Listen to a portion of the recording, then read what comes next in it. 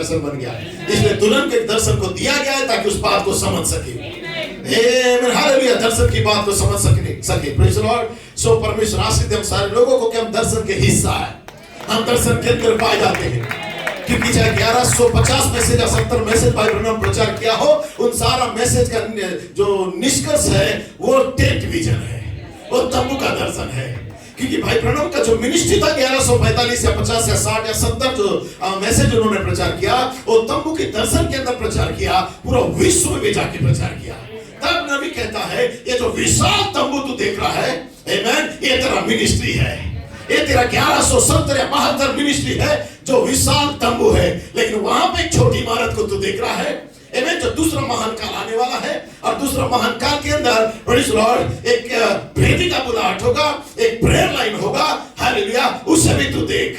और जब नबी उसे देखता है ऊपर से, तो देखता है वहां पे एक व्यक्ति है जो इको कर रहा था 47 साल तक का उस प्रेयर लाइन को या चर्च को क्रम में रखने के लिए वो हालेलुया और घोषणा को कर रहा था।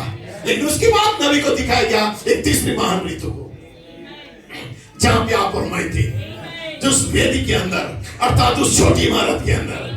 हालेलुया। और आज दुल्हन वहां पे पाई जा रही है एक नया जन्म को लाने के लिए। एक जन्म आपके अंदर होगा जिसे बर्मिंघम के इस बार उसे समर्पित किया जाएगा, उस बालक को समर्पित किया जाएगा। क्योंकि प्रोफेसी पूरा होने का समय आ गया भाई नाजिर।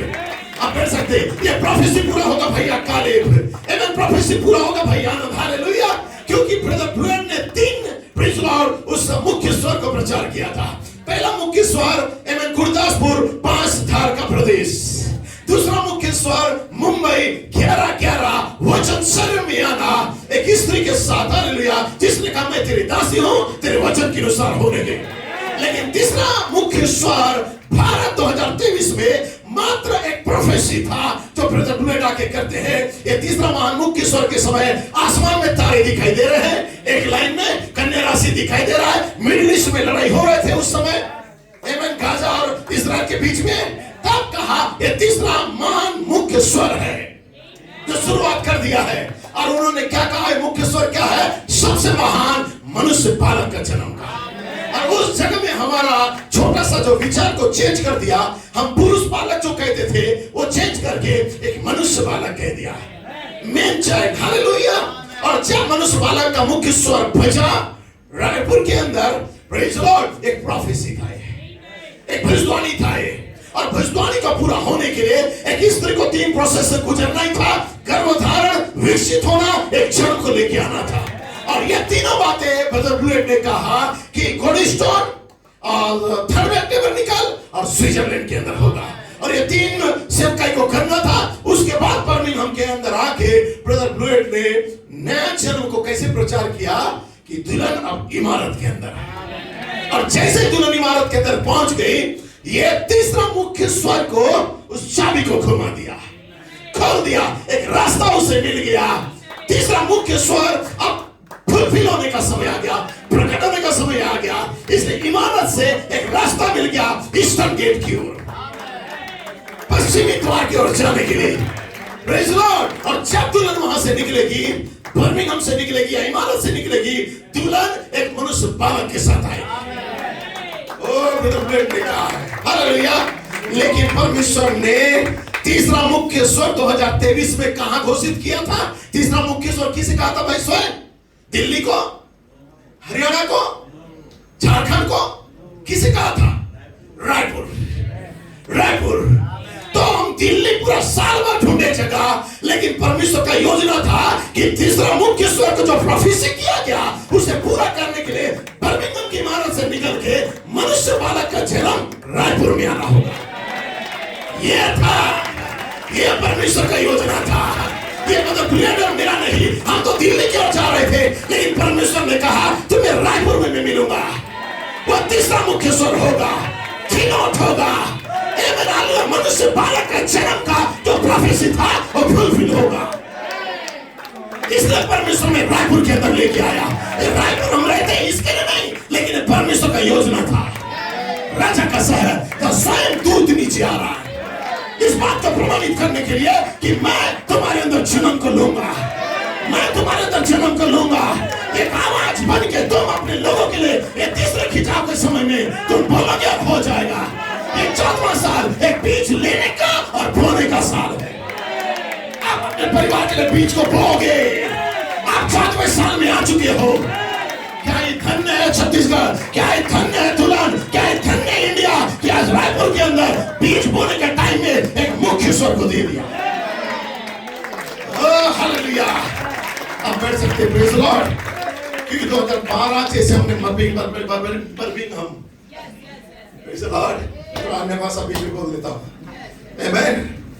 जैसे ही हमने 2012 में प्रेरित प्रभु के पास चले गए, दूसरा समय काल खत्म हो गया और तीसरे समय काल में जब दुल्हन कदम रख रही थी तो हमें बर्मिंघम जाना था। और बर्मिंघम में 2012 के अंदर हमने कदम रखा 304 पन्ना के अंदर। और जैसे हमने कदम रखा, बर्मिंघम से पूरा वर्ल्ड में दुल्हन एक मार्च पास्ट करता हुआ घूमी, प्रेज़ द लॉर्ड। और जब घूम के वापस बर्मिंघम के अंदर आ गई, बराबर 13 साल उसने कंप्लीट किया। 13 साल। और जैसे बर्मिंघम से निकली, आमेन, प्रेज़ द लॉर्ड, 2025 2012 7 अगस्त से 2025 6 अगस्त 13 साल कंप्लीट हो गया। आमीन। और जैसे ही फिर 7 अगस्त 8 अगस्त 9 अगस्त 10 अगस्त में दुल्हन पहुंची, प्रेज़ द लॉर्ड, ये 14 साल का एक मिनिस्ट्री था जो इमारत के अंदर आमीन दुल्हन पाई जा रही थी। हालेलुया। एक मुख्य स्वर को प्रमाणित करने के लिए।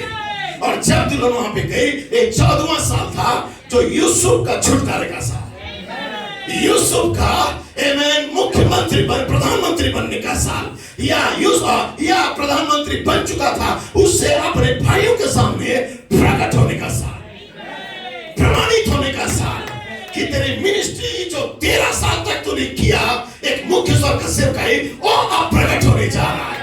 इसलिए 14वां साल के अंदर अब यूसुफ प्रकट होगा अपने लोगों के सामने कि सात के लिए कालों का सात जीवित आवाज है और मैं पवित्र आत्मा हूं। इसका प्रमाण मैं 13 साल के बाद ये 14वें साल में देने जा रहा हूं। 13 साल तक वो था वहां पे। हालेलुया। बैठ सकते, मैं इसके ऊपर चर्चा और ज्यादा नहीं कर सकता कितना भेद है, प्रेज़ द लॉर्ड, लेकिन मैं अपना विषय को लूंगा, प्रेज़ द लॉर्ड, कि ये प्रभु देख तेरा दास सुन रहा है। बोल, तेरा दास सुन रहा है, तेरा बेटा प्रेज़ द लॉर्ड सुन रहा है। उस छोटी इमारत के अंदर कितना सुंदर घड़ी है कि आप इमारत के अंदर पाए जाते हो। हालेलुया। आप इमारत के अंदर पहुंचाए गए हो। छोटी दुल्हन करना नहीं। यहाँ एक पुरुष है, यहाँ एक मनुष्य है जो उस याद को ला सकता है। तेरे हाथ को थाम के इस संसार और नंगे और अंधे युग से निकाल के तुझे उस पवित्र आत्मा के खांचे में डाल सकता है। उस पुरुष को मैंने पहचान लिया था और पुरुष को मैंने देख लिया था जिसके साथ मतलब कौन मैंने आइडेंटिफाई किया था। वो पुरुष था जो भारत के लिए रखा गया था ताकि तुरंत उस प्रकाशन के द्वारा इमारत के अंदर लेके चला जाए। आमीन। भाई परमेश्वर आप आशीष दे। आपके मिनिस्ट्री को हम सलाम करते हैं। आप कर सकते हैं, प्रेज़ द लॉर्ड। ये स्वर्गीय दर्शन है जिसे मैं टालना नहीं चाहिए। आमीन। ईश्वर की बात है जो परमेश्वर दिया है आपको समझने के लिए। आपके कान हमेशा अभिषिक्त होना चाहिए उस आवाज को पकड़ने के लिए, उस आवाज को सुनने के लिए। मुझे भाई, आपका कान इतना तेज होना चाहिए ताकि आप परमेश्वर की आवाज को पकड़ सको। हजारों आवाज दुनिया में आएंगे मेरे भाइयों, आपका माइंड को डिस्टर्ब करने के लिए हजारों आवाज आएंगे। इन आवाजों के बीच में एक आवाज है कि मैं तेरा परमेश्वर यहोवा हूँ, मुझे छोड़ कोई ईश्वर नहीं है। 7 गर्जन को छोड़ कोई पेदार नहीं है। 5 मनुष्य को छोड़ कहीं सिद्धता नहीं है। दुल्हन पवित्र आत्मा के बिना कभी रक्षण नहीं होगा। ये आवाज तेरे लिए स्पष्ट होना चाहिए। ये आवाज को तू पहचानना चाहिए। आमीन। Honey praise the Lord. आप कर सकते हैं, प्रेज़ द लॉर्ड। मेरे पास एक कोर्स है, उसकी आवाज सुनो। आमीन। उसकी आवाज सुनो। ये अक्टूबर का महीना 5 तारीख को प्रचार किया गया था जो आज है। अभी मैं देख रहा हूं, मैं डेट नहीं देखा था, उस कोर्स को तैयार किया था। Praise the Lord. 5 अक्टूबर वहां पे भी लिखा है मॉर्निंग। Praise the Lord. आमीन। सो यहां भाई बहनों कहता है, आप कहता है यहाँ पे दर्शन क्या होता है। विजन जो 3 भागों में हमें दिखाए गए। Praise the Lord. एक पहला समय काल था भाई ब्रनम का सेवकाई का, जो उस जूता के अंदर लेस को डाल रहे थे। भाई ब्रनम कोशिश कर रहे थे कि जो लौदीका से निकल गए हैं, प्रोफेट की मैसेज में आ गए हैं, प्रोफेट को अपना प्रोफेट मानते हैं भाई ब्रनम को, उनके बीच में भाई ब्रनम कुछ रहस्य को 7 गर्जन और 7 मोहरों का रहस्य को बताना चाह रहे थे। लेकिन दूत ने कहा तू लौदीका से निकला हुआ है, पेंतिकोस्टल बेबियों को कभी भी ये रहस्य बता नहीं सकता। Praise the Lord. तो पहला काल के अंदर भाई ब्रनम को दूत ने मना किया। पहला ऋतु गया, फिर दूसरा ऋतु आया। दूसरा ऋतु में एक व्यक्ति था, एक सज्जन, एक जेंटलमैन, जो एक कतार को लगा रहा था। हालेलुया। महान चिकित्सक यहाँ पे अपने लाइन को लगाओ। एक ऑल्टर को, एक वेदी का बुलाहट को उसने किया। Praise the Lord. और उसने बुलाहट को किया, आमेन। लेकिन तीसरी महान ऋतु या समय काल के लिए वो दुल्हन को तैयार कर रहा था। मैं पढ़ूंगा जरूर। लेकिन तीसरा जब महान काल में आया, आमेन, तो वहां पे शब्ददूत और उजियाला दोनों थे। इस दर्शन की बात को कभी नहीं भूलना। आमीन। ये दर्शन आपके लिए नबी ने देखा था, इसलिए नबी यहाँ पे कहता है उसकी आवाज सुनो। इस मैसेज में कहता है दर्शन क्या होता है। देखिए, ये तो खुदा की तरफ से मिलने वाला सीधा वचन होता है, परमेश्वर के द्वारा भेजा गया डायरेक्ट संदेश होता है। यह क्लियर विजन। आमीन। सोने के समय देखने वाला नहीं, लेकिन परमेश्वर जो वचन अपने युग में बताता है, और युग का संदेश आपके लिए एक क्लियर विजन होना चाहिए। ये दर्शन को आपको लेके चलना चाहिए। जब आप संस्था से निकले, यीशु नाम का बपतिस्मा आपके लिए क्लियर विजन था। आपने देखा ये बाइबल के अनुसार है, उसको थामे हुए थे। जब मलाकी 4 का सेवकाई आया, आपने देखा मलाकी 4 का 5 और 6, आमीन, वो आपके लिए क्लियर विजन था कि इस युग के लिए दूत को आना चाहिए था, उसे आपने थाम लिया है।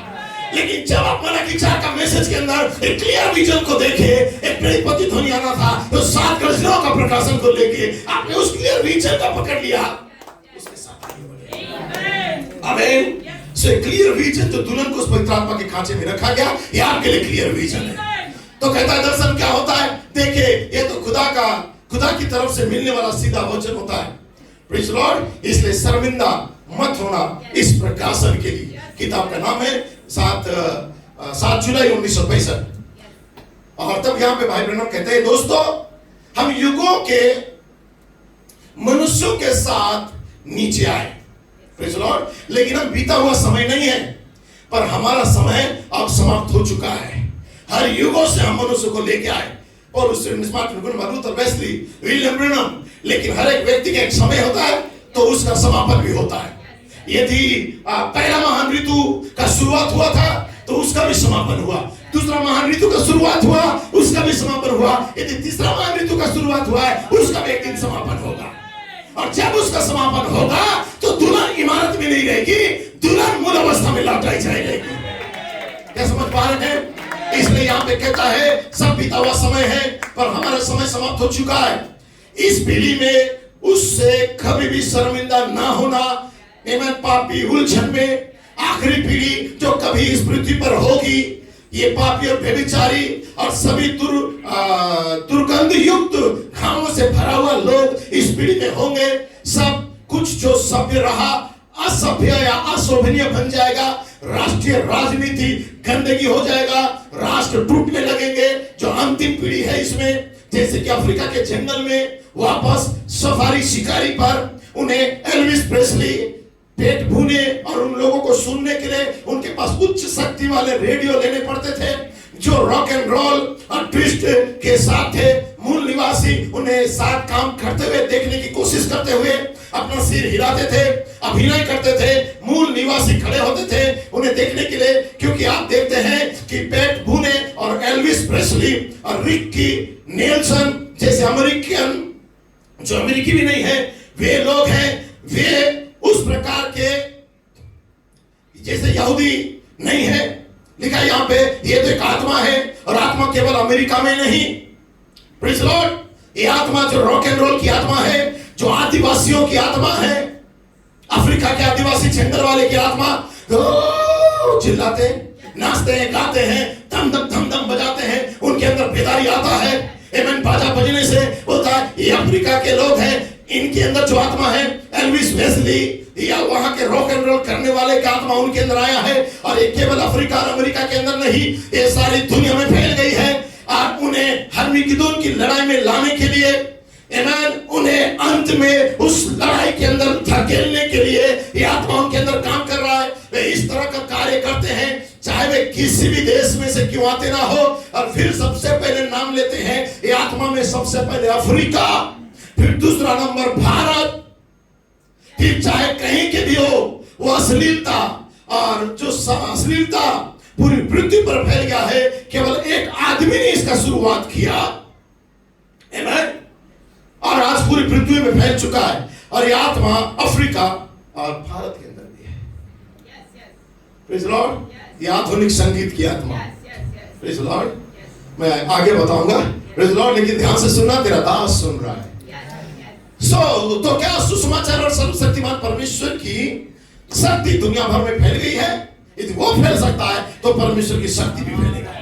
और अब यही शक्ति, परमेश्वर का शक्ति और दुनियावी संगीत से आपको अलग कर देगा, क्योंकि अलगाव का समय है। जब परमेश्वर दुल्हन को बुलाता है तो शैतान एक चर्च को भी बुलाता है।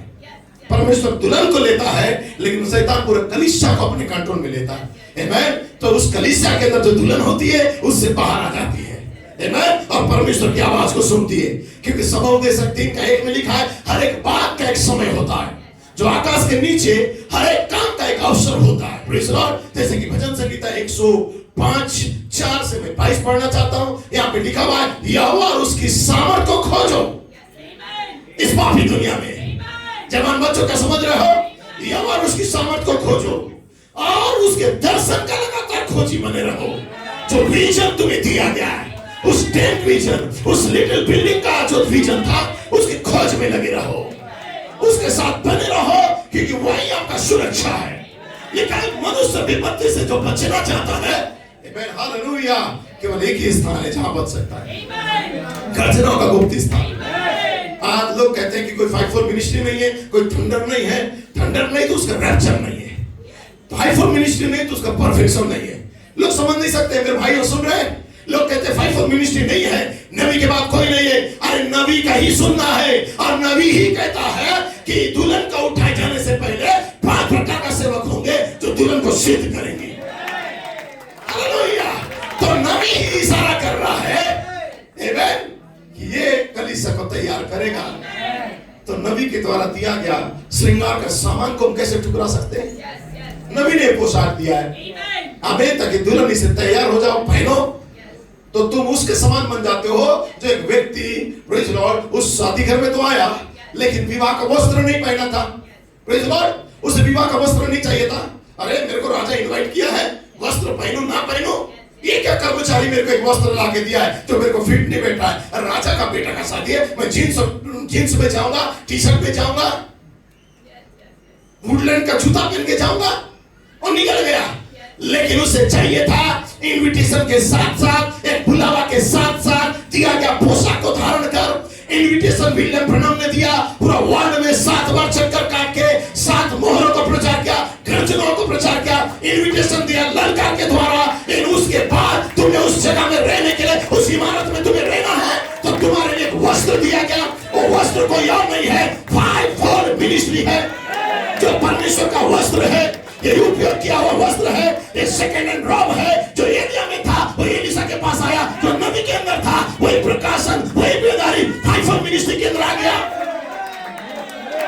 हालेलुया।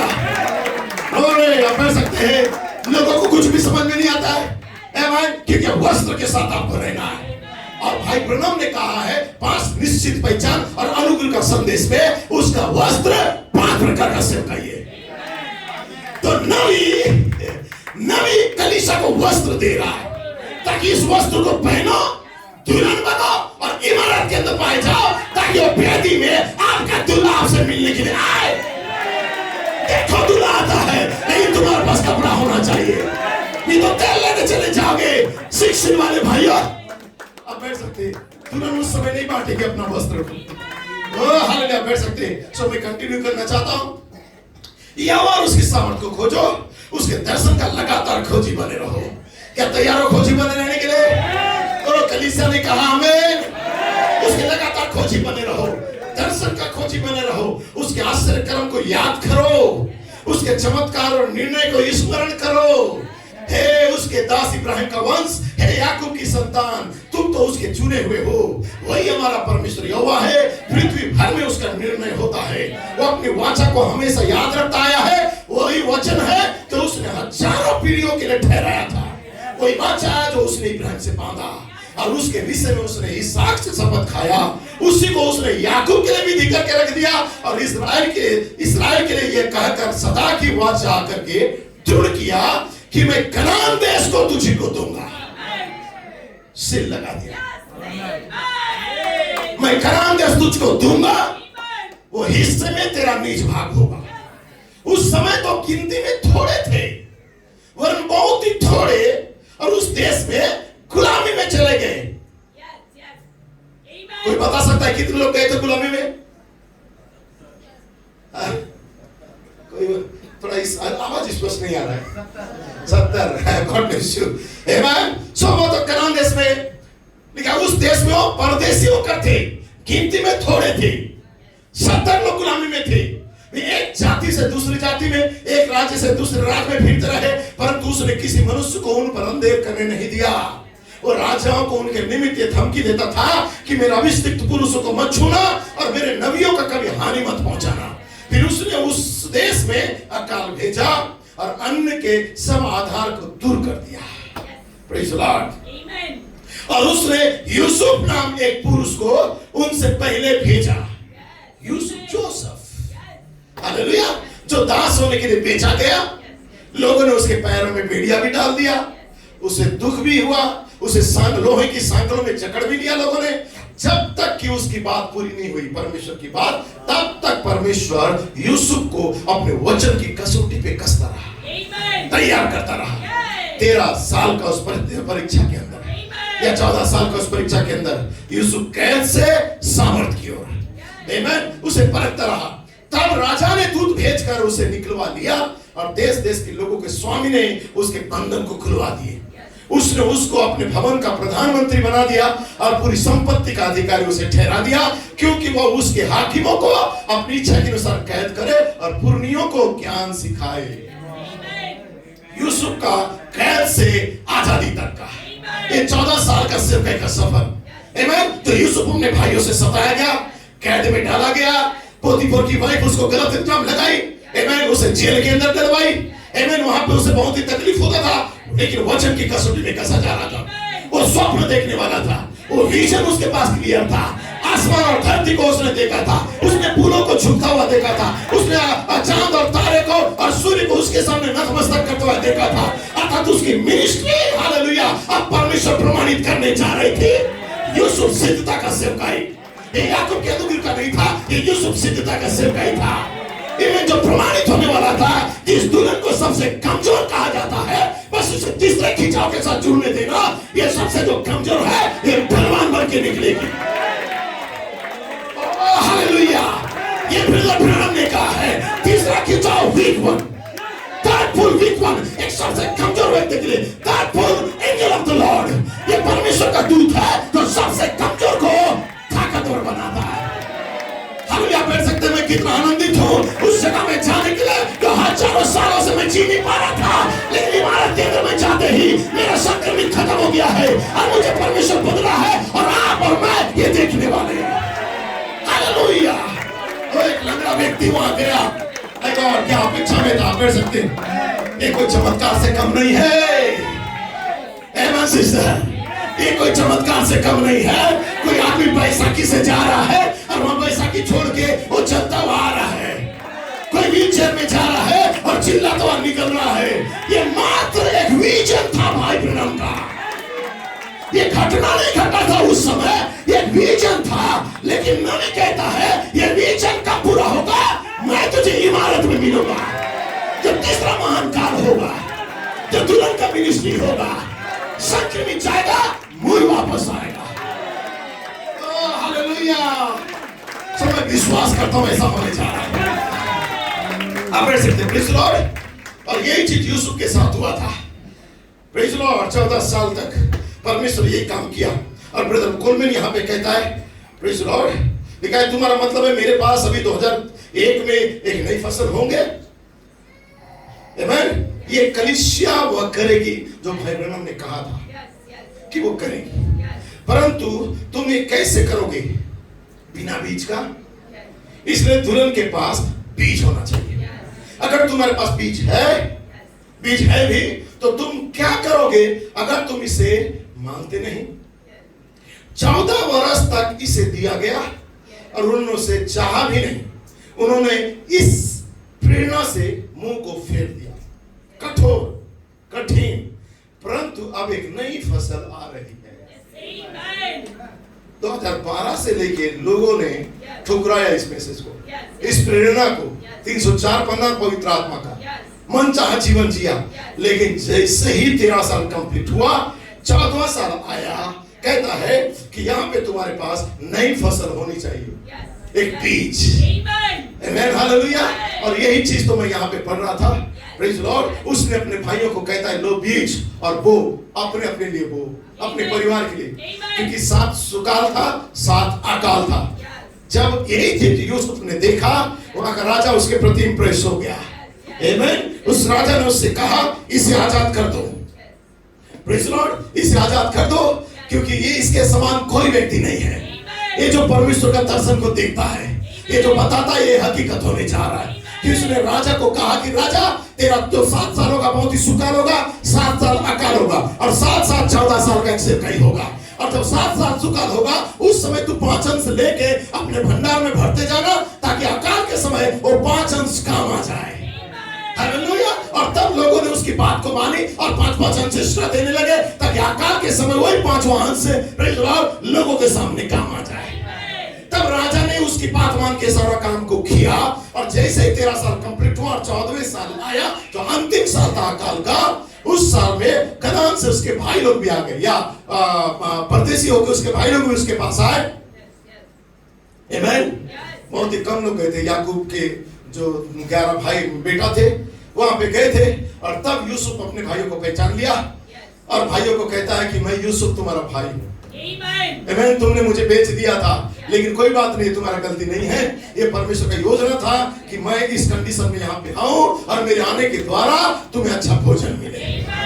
तो अब चिंता ना करना, जाओ मेरे पिता को कह दो। आमीन। जाओ मेरा पिता को कह दो कि मेरा पिता और उसके नाती पोते और बच्चे अब गोशन में आके रहेंगे, और तुम बीज को लो और तुम अपने परिवार के लिए बो। पहले उन्हें गोशन बुलाया, और गोशन बुलाने के बाद बीज दिया, ताकि तुम पाओ वहां पे। तो सबसे पहले मिनिस्ट्री हमें इमारत के अंदर बुलाया, और अभी पिछले बुधवार के दिन ब्रदर ब्लूएट कहता है ये 14वां साल है, बीज को लो और बोने लगो आप। हालेलुया। इतना कठिन हो रहा है, आप कह सकते हैं। खैर, हमने 14 साल का बातें को जैसा चाहेगा परमेश्वर, हम उसको सुनेंगे। मैं तो ये मैसेज को लाया था आपको बताऊंगा करके, लेकिन काफी टाइम होगा। यूसुफ का 14 साल का भविष्यवाणी। Praise Lord, hallelujah. ये तो मैं वेस्ट बंगाल के अंदर लेके गया था, लेकिन मेरे को तबीयत बहुत ज्यादा खराब हो गया कि मैं अपना बिस्तर से भी उठ नहीं पा रहा था कन्वेंशन के दरमियान, सो मैंने इसको प्रचार नहीं कर पाया। Praise Lord. सो उसे जब प्रभु ने चाहा, एक राइट सीजन होता है, एक समय होता है। कैसा चाहिए? हर एक बात का एक समय और अवसर होता है। जैसे मैंने पढ़ा है, हर एक बात का एक समय और आकाश के नीचे का हर एक काम का एक अवसर होता है, सब चीजों के लिए। क्योंकि नीति वचन कहता है बुद्धि ने अपना घर बनाया और उसके 7 खंबे को उसने खड़ा कर दिया। 7 खंबा। आमीन। जो कोई भूला है वो मुड़कर यहीं पर आए, जो निर्बुद्धि है उससे वह कहती है। आमीन।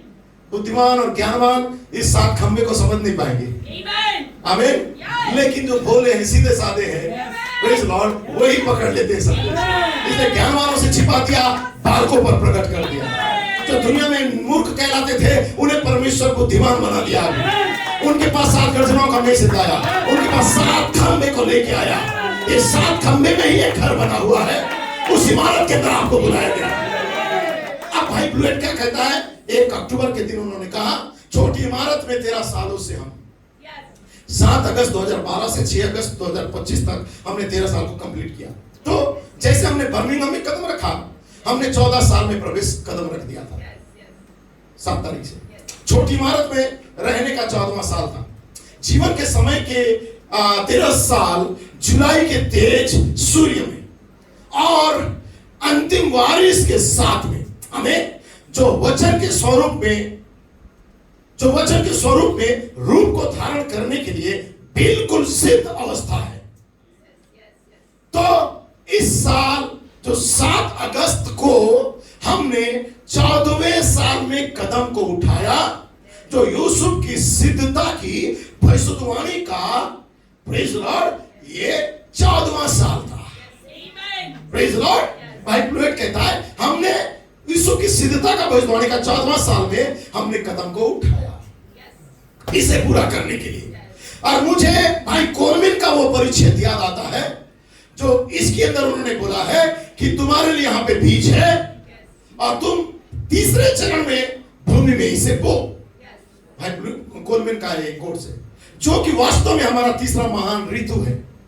9 सितंबर 2009 के कमेंट्स था, प्रेज लॉर्ड, ये ब्रदर कोलमिन ने इसे प्रचार किया था 9 में।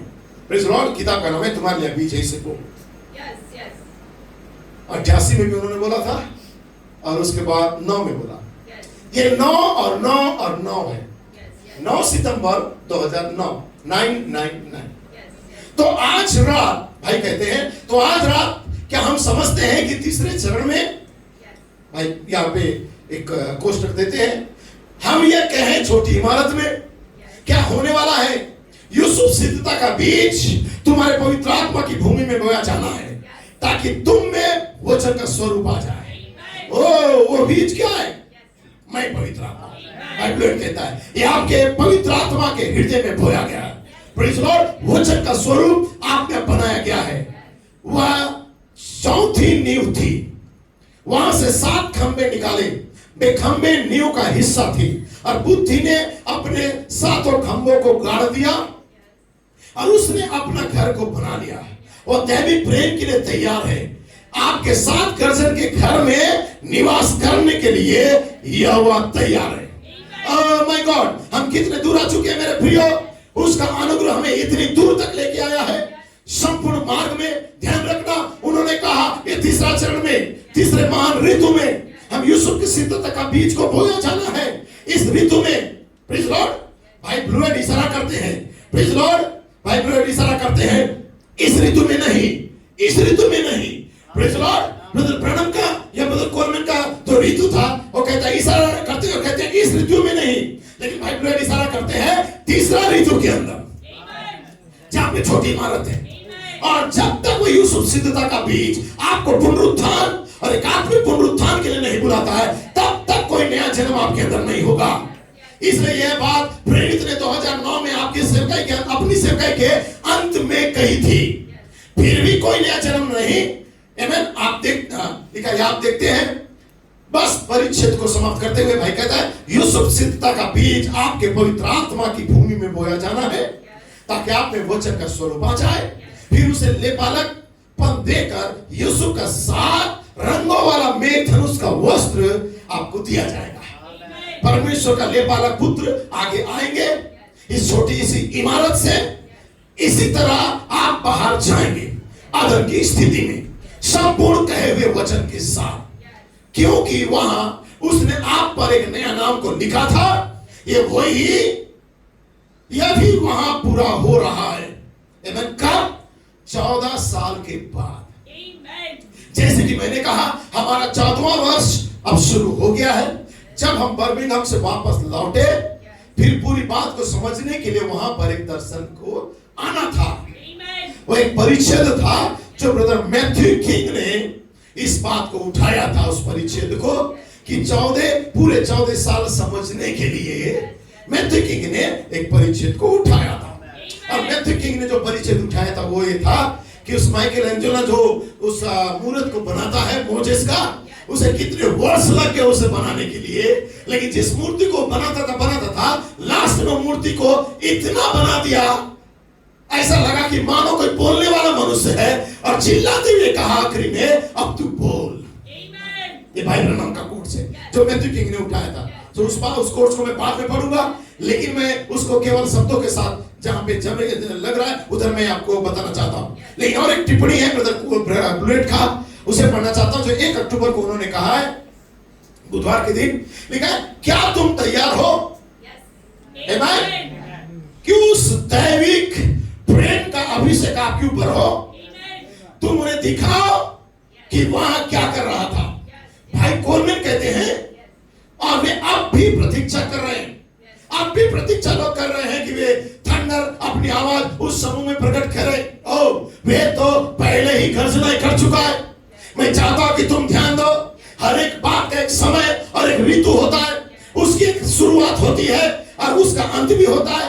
परमेश्वर ने हर एक ऋतु में कुछ विशेष होने के लिए ठहराया, वही बात केवल उसी ऋतु के में घटित होती है। जब वह समाप्त हो जाती है तो परमेश्वर वो समय बीत जाता है, एक नई ऋतु का शुरुआत होती है। इसलिए तुम्हें उसी ऋतु में चलना होगा जिस ऋतु में परमेश्वर तुम्हें रखा है। जब वो आता है परमेश्वर ने हर एक रहस्य उसी ऋतु में प्रकट किया।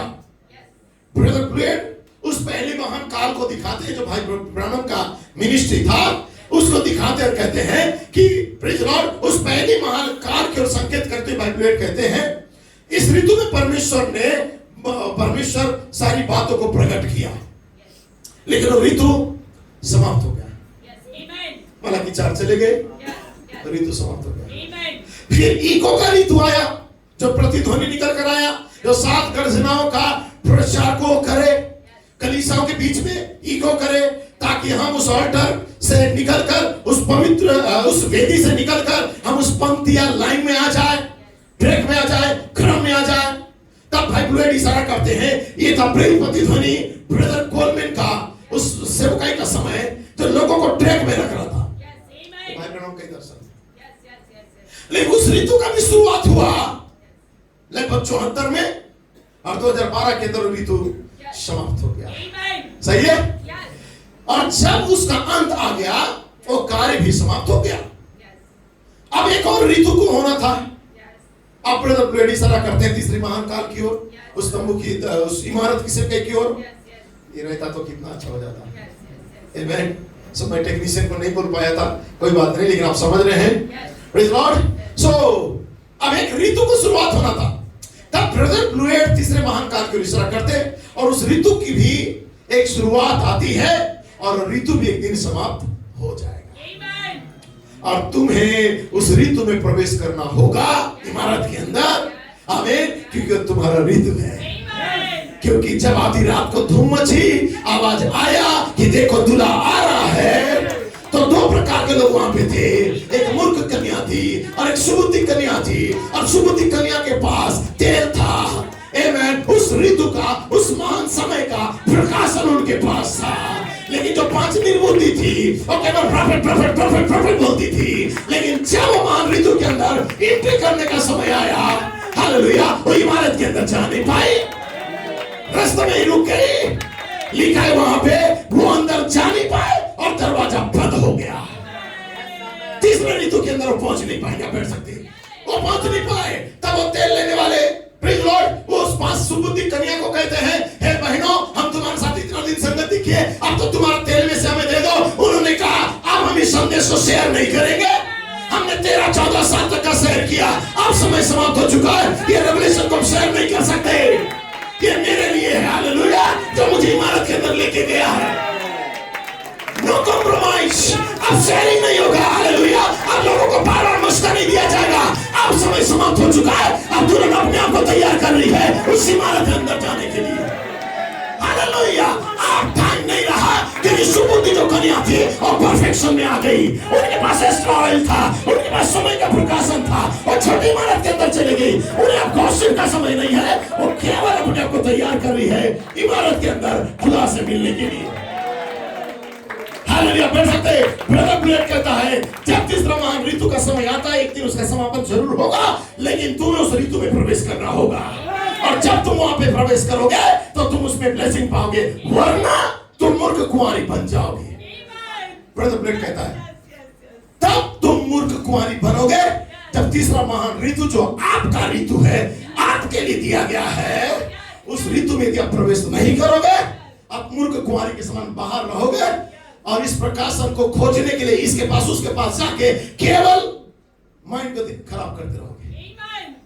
बहुत ही सिंपल बात कहता है, यह बिल्कुल सत्य है। वह तब आती है जब ऋतु समाप्त हो जाता है, द्वार बंद हो जाता है, अभिषेक घरों को छू लेता है, लोग बेदारी में आ जाते हैं, लोग संक्रमित से मूल में बदल जाते हैं, लोग पवित्र आत्मा बन जाते हैं, लोगों के अंदर मनुष्य बालक का जन्म हो जाता है, लोग आग का बपतिस्मा को पाते हैं। ये संक्रमित बन के अंदर तो गए थे, लेकिन अब वो मूल बन के वापस आ रहे हैं। तब मूर्ख कुंवारियां वापस आके कहेंगे, हमने तुम्हें गलती ठहराया था और तुम्हारा खिलाफत में आ गए थे, लेकिन अब हमें भी उस तेल में से दे दो। उस समय कहेंगे, I am sorry, I am sorry, तुमने मेरा शारीरिकता को देख के ठोकर खा के मैसेज का विरोध किया। आई एम सॉरी, मैं तो रुका हुआ था इमारत के अंदर एक अभिषेक के लिए, मैं तो रुका हुआ था संक्रमित से बदलने के लिए, मैं तो रुका हुआ था दूल्हा अपना वस्त्र को पहनाने के लिए।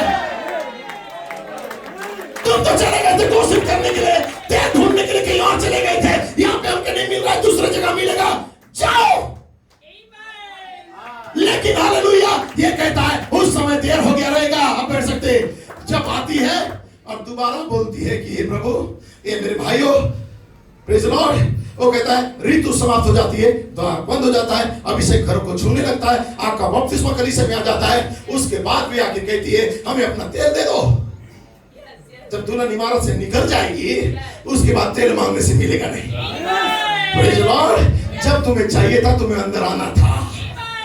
लिखा है जब तेल दे दो कहेंगे, बाइबल कहता है पर ऋतु समाप्त हो चुका होगा, वो प्रोसेस भी समाप्त हो चुका होगा। कौन सा प्रोसेस? कि संक्रमित अंदर जाना और मूल बन के बाहर आना एक ऋतु, एक टाइम लाइन में है, और इस बीच में तुम कभी दूर ना जाना, इस बीच में तुम उसके अंदर से गुजरना। और ये ऋतु यदि समाप्त हो गया, उसके बाद तुम कैसे संक्रमित मूल बनोगे? हर एक बात का एक समय और ऋतु होता है, हर एक चीज का एक अवसर होता है। यदि संक्रमित से मूल बनने का ऋतु है, इस ऋतु में आमीन करो, इमारत के अंदर आ जाओ। जब वो समय काल समाप्त हो जाएगा, उसके बाद कोई चांस नहीं है।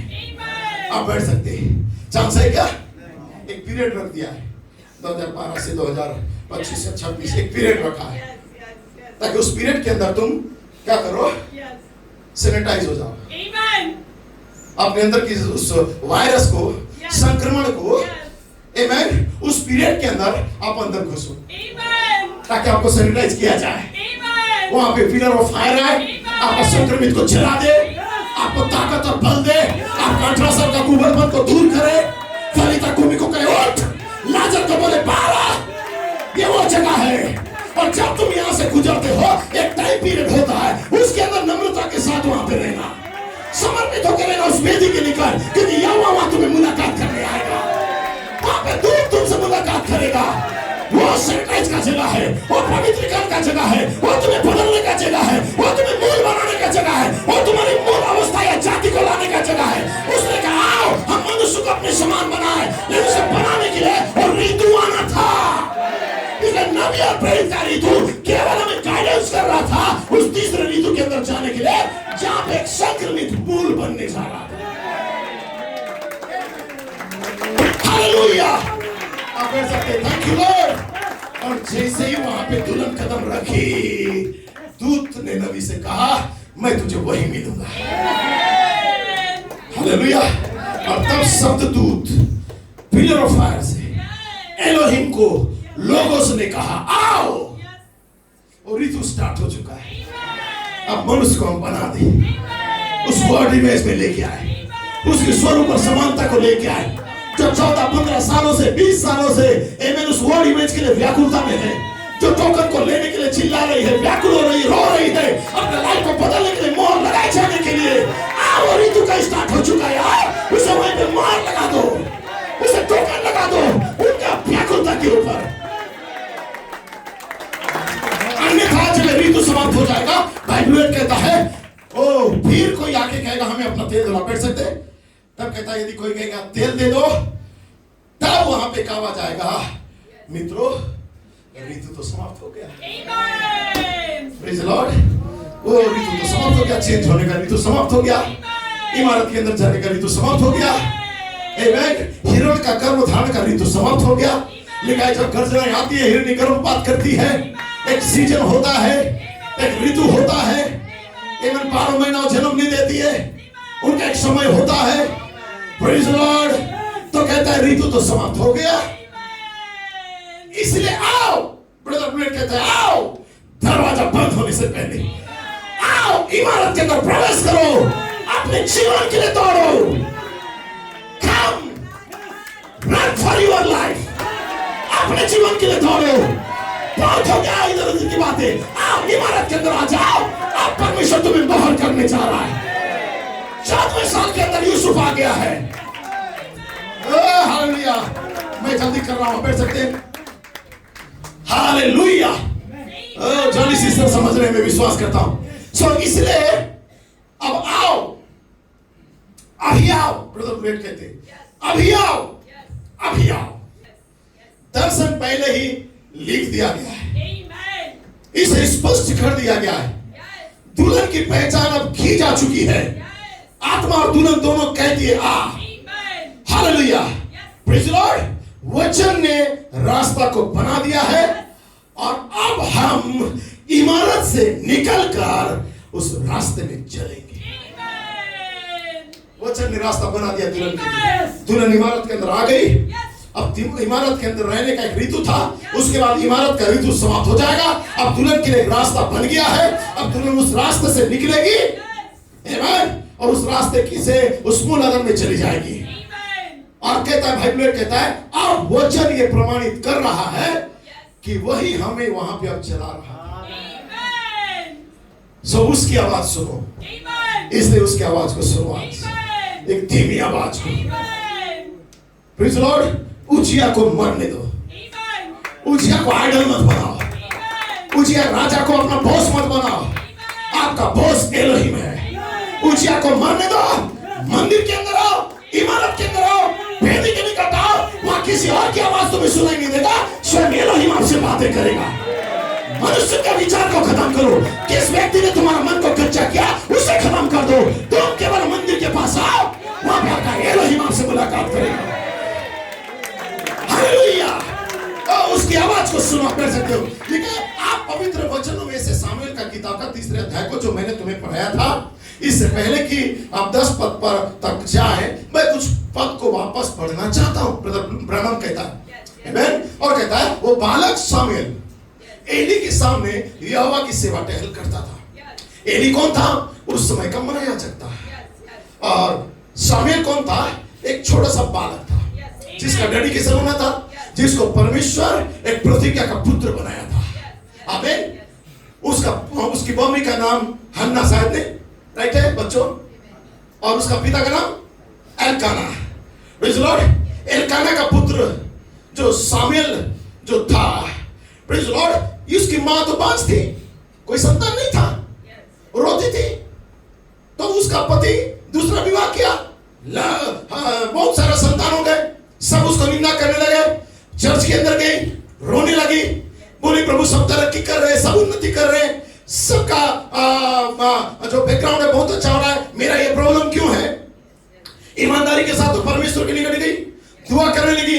वहां का एली महायाजक उसे समझ नहीं सका, और एली कहता है कि तू पी के यहाँ पे बैठी है, बुड़बुड़ा रही है, तू चली जाए यहाँ से। उसने कहा, हे मेरे प्रभु, मैं कोई पियक्कड़ नहीं हूं, मैं पी के यहाँ पे चिल्लाने नहीं आई हूं, मैं दुखियारी हूं, मैं व्याकुल हूं। मेरे अंदर इतना व्याकुलता है उस मोहर बंद होने के लिए, मेरे अंदर व्याकुलता है उस पुरुष बालक को जन्म देने के लिए, मनुष्य बालक को लाने के लिए, मेरे अंदर व्याकुलता है उस गर्भधारण और विकसित होने को लाने के लिए, मेरे अंदर व्याकुलता है ताकि दुनिया को प्रमाणित करूं इस मंदिर से निकलने के बाद कि मेरे अंदर एक मनुष्य बालक का जन्म होने जा रहा है। इस व्याकुलता को देख के उसका पास्टर भले समझ ना सके, लेकिन उसके अंदर व्याकुलता था। उसी व्याकुल अवस्था में उसके पति के पास गई और बोली, मेरे को लोग बहुत निंदा कर रहे हैं, मेरे अंदर जन्म को चाहिए। उसका पति ने कहा, आप बैठ सकते, उसका पति ने सांत्वना देके कहा, देख मेरी बेटी, प्रेज़ द लॉर्ड, मैं 100 पुत्र से भी बढ़कर हूं, तुझे और कोई पुत्र नहीं चाहिए। सही है? सही है मलाकी 4 वाले? 16 वाले प्रॉफिट ने कह दिया, आमेन, मैं इसे कब्र में लेके चला जाऊंगा, बस उसी को चाहिए 100 पुत्र के बराबर, लेकिन तू मेरे लिए पति है, लेकिन मुझे पुत्र चाहिए। हालेलुया। उसने कहा ठीक है, तू 100 पुत्र के बराबर है, तू इस समय का सबसे बड़ा प्रॉफिट है और तुझे परमेश्वर मेरे लिए रखा है, मैं ये भी जानती हूं, लेकिन श्रीमान प्रॉफिट, मैं ये चाहती हूं मेरे अंदर जन्म आ जाए, गर्भधारण हो जाए, एक मिनिस्ट्री है जो मुझे परफेक्शन में लेके आए। 16 वाले कहते हो प्रॉफिट को छोड़ कोई नहीं, वैसे ही एल्काना कह रहा था कि मैं तेरे लिए सब कुछ हूं, मेरे को छोड़ कोई नहीं, लेकिन उसके अंदर एक डिजायर था, उसके अंदर एक व्याकुलता था, उसके अंदर एक इच्छा था, एक जन्म को लाने का, एक बालक को लाने का, एक न्यू मिनिस्ट्री को लाने का। या वो है जो मलाकी 4 से भी बड़ा होना चाहिए था, या वो है तो यीशु से भी बड़ा होना चाहिए था। वो तीसरा खींचा।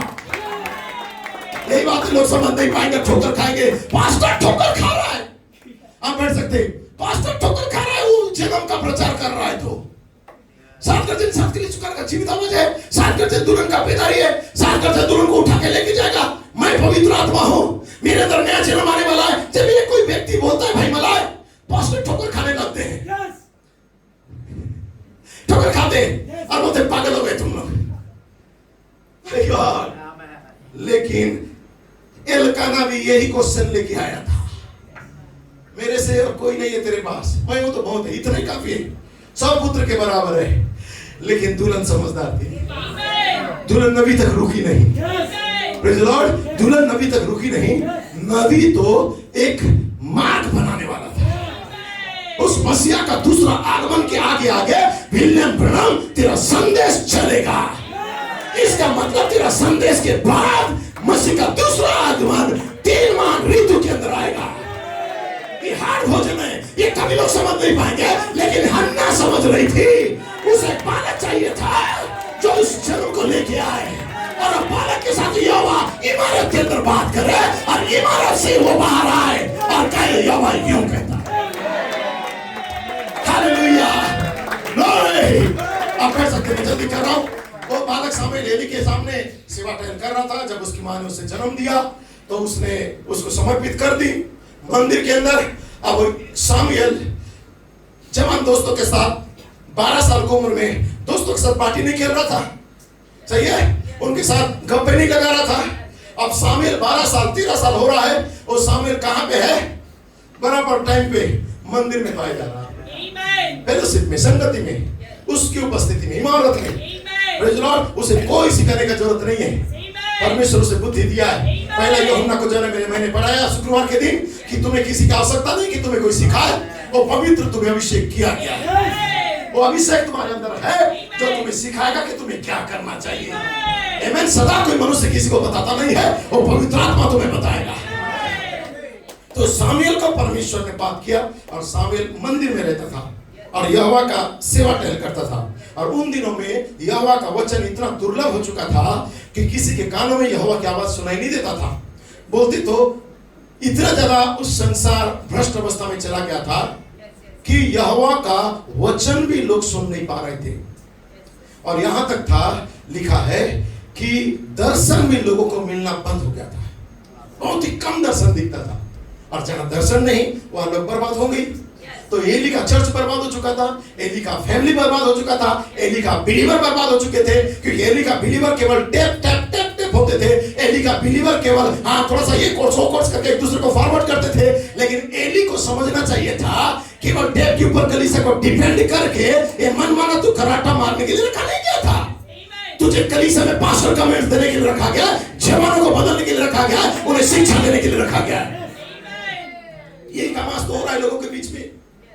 Praise the Lord. लिखा यहोवा का वचन दुर्लभ हो चुका था, दर्शन कम मिलता था लोगों को। Praise the Lord. अब विजन लोगों को समझ में नहीं आने लगा। ओ भाई ब्रैनम यहाँ कहते, ओ मैं कितना चाहता हूं कि मैं 1 मिनट के लिए यहीं पर रुक जाऊं। हो सकता है कि मैं किसी और समय में ऐसा करूं, यह बात बस अभी मेरे दिमाग में थोड़ा सा कौंध किया है। आइए मैं ठीक रीति से इस वाक्यांश को मैं आपके सामने पढ़ना चाहता हूं, जैसे कि यहाँ पे लिखा हुआ है। वो बालक सामूएल एली के सामने यहोवा की सेवा टहल करता था, और उन दिनों में यहोवा का वचन बहुत ही दुर्लभ था।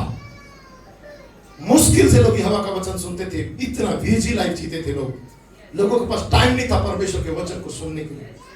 घरों में शास्त्र धूल पड़ा हुआ था, बाइबल घरों में धूल पड़ा हुआ था, घरों में कोई सुविधा नहीं था। लोग इतना ज्यादा परमेश्वर के वचन से अनभिज्ञ होने लगे थे कि उनको समय नहीं मिलता था परमेश्वर को समय देने के लिए, ना प्रार्थना के लिए, ना वचन पढ़ने के लिए, ना मैसेज सुनने के लिए। दुर्लभ हो गया। और जब उसके चलते लोगों के अंदर का जो दर्शन था, विजन था, वो धुंधला होने लगा। अपना कॉलिंग, अपने बुलाहट, अपनी सेवकाई वो धुंधला होने लगा। क्योंकि स्टडी कम, प्रेयर लाइफ कम, किधर से फिर वो प्रेरणा आएगा मसीह में जीने के लिए? ये सब कम होने लगा। जब आपके लाइफ में वचन पढ़ना, प्रार्थना करना कम होता है, ऑटोमेटिकली आपका स्पिरिचुअल लाइफ ठंडा होने लगता है। लोग संसार में इतना व्यस्त हो गए थे कि इस दुनिया के हजारों आवाजों के बीच में परमेश्वर की आवाज मनुष्य के कानों में सुनाई नहीं दे रही थी। क्योंकि संसार का चकाचौंध और जो इसमें मैं लिखा है, संसार का चकाचौंध और सोशल मीडिया के आगे कोई भी जवान बच्चा परमेश्वर की आवाज को सुनना नहीं चाह रहा था। हर समय कान में होता है। भाई ब्रह्म कहते हैं यहाँ पे महंगा रेडियो को खरीदते हैं ताकि वो चलते फिरते समय उस आवाज, उस धुन को, संगीत को सुने। तो आज रेडियो का जमाना नहीं है, वॉकफोन का जमाना था वो भी नहीं है, लेकिन ब्लूटूथ का जमाना है। सही है? ब्लूटूथ, आपको पता ही नहीं चलेगा आपका मोबाइल किधर है, कौन सा गाना सुन रहे हो, छोटा सा यहाँ लटका दिए, किसी को पता नहीं चल रहा। आप लोगों से प्रेज लॉर्ड बात भी कर रहे हो, लेकिन आपके कान में गूंज रहा है। कानों में ठुसे रहेंगे हमेशा हेडफोन, परमेश्वर की आवाज किधर सुनाई देगा? पुलपिट में भी खड़ा होकर कान में ठुसे रहो, काम करते हुए कान में ठुसे रहो, कोई सेवकाई करते रहो कान में लगा। क्या ये मसीह व्यक्ति प्रभु के घर में आने से शोभा देना चाहिए? ये वायर को लटका के चर्च में आके आमीन क्या है? उसे जेब में रखो, मोबाइल को साइलेंट में रखो। परमेश्वर के लिए पूरा समय तो थोड़ी देर के लिए। ऐसा मत रखो कि कितने अच्छा प्रचार चलते रहे, वर्शिप चलते रहे, सडनली फोन आया, पकड़े निकल के हेलो हेलो। तुम जानबूझ के अपने आप को डिस्टर्ब करने के लिए मोबाइल को चर्च में ऑन रखते हो। और शैतान किसी के द्वारा उसी टाइम पे आपको डिस्टर्ब करता है जिस टाइम संदेश आपके अंदर जाना चाहिए। आप नहीं जानते कि शैतान कब आपको विघ्न डालेगा। इसलिए जब परमेश्वर के घर में आओ तो सावधानी से कदम रखना। सुनने के लिए समीप जाना मोबाइल चलाने से उत्तम है। सही है? सुनने के लिए समीप जाना मूर्खों का बलिदान चलाने से उत्तम है। इसलिए साइलेंट रखो। Praise Lord. सो कान में भी हेडफोन लगा लेंगे, ईयरफोन लगा लेंगे, ब्लूटूथ लगा लेंगे, किधर परमेश्वर की आवाज सुनाई देगा?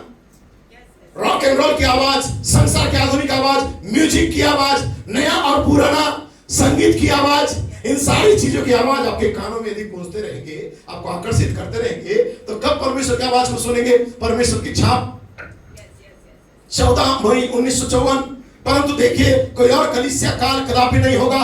अंतिम कलीसिया काल लौदीकिया कलीसिया काल होगा, जो कि ना तो गर्म है ना तो ठंडा है, बस इतनी ही धार्मिक है कि चर्च जाएगी, संगति करेगी, और जब संगीत बजेगा गलियों में थोड़ा नाचेगी, कूदेगी और उठक बैठक करेगी, और फिर से यहाँ से नीचे बैठ जाएगी और वापस घर चली जाएगी। अपने पड़ोसी के बारे में फिर से बुराई करना स्टार्ट कर देगी और अपने पड़ोसी को चुगलचारी में बातों को करना स्टार्ट कर देगी। ये है लौदीकिया का आत्मा।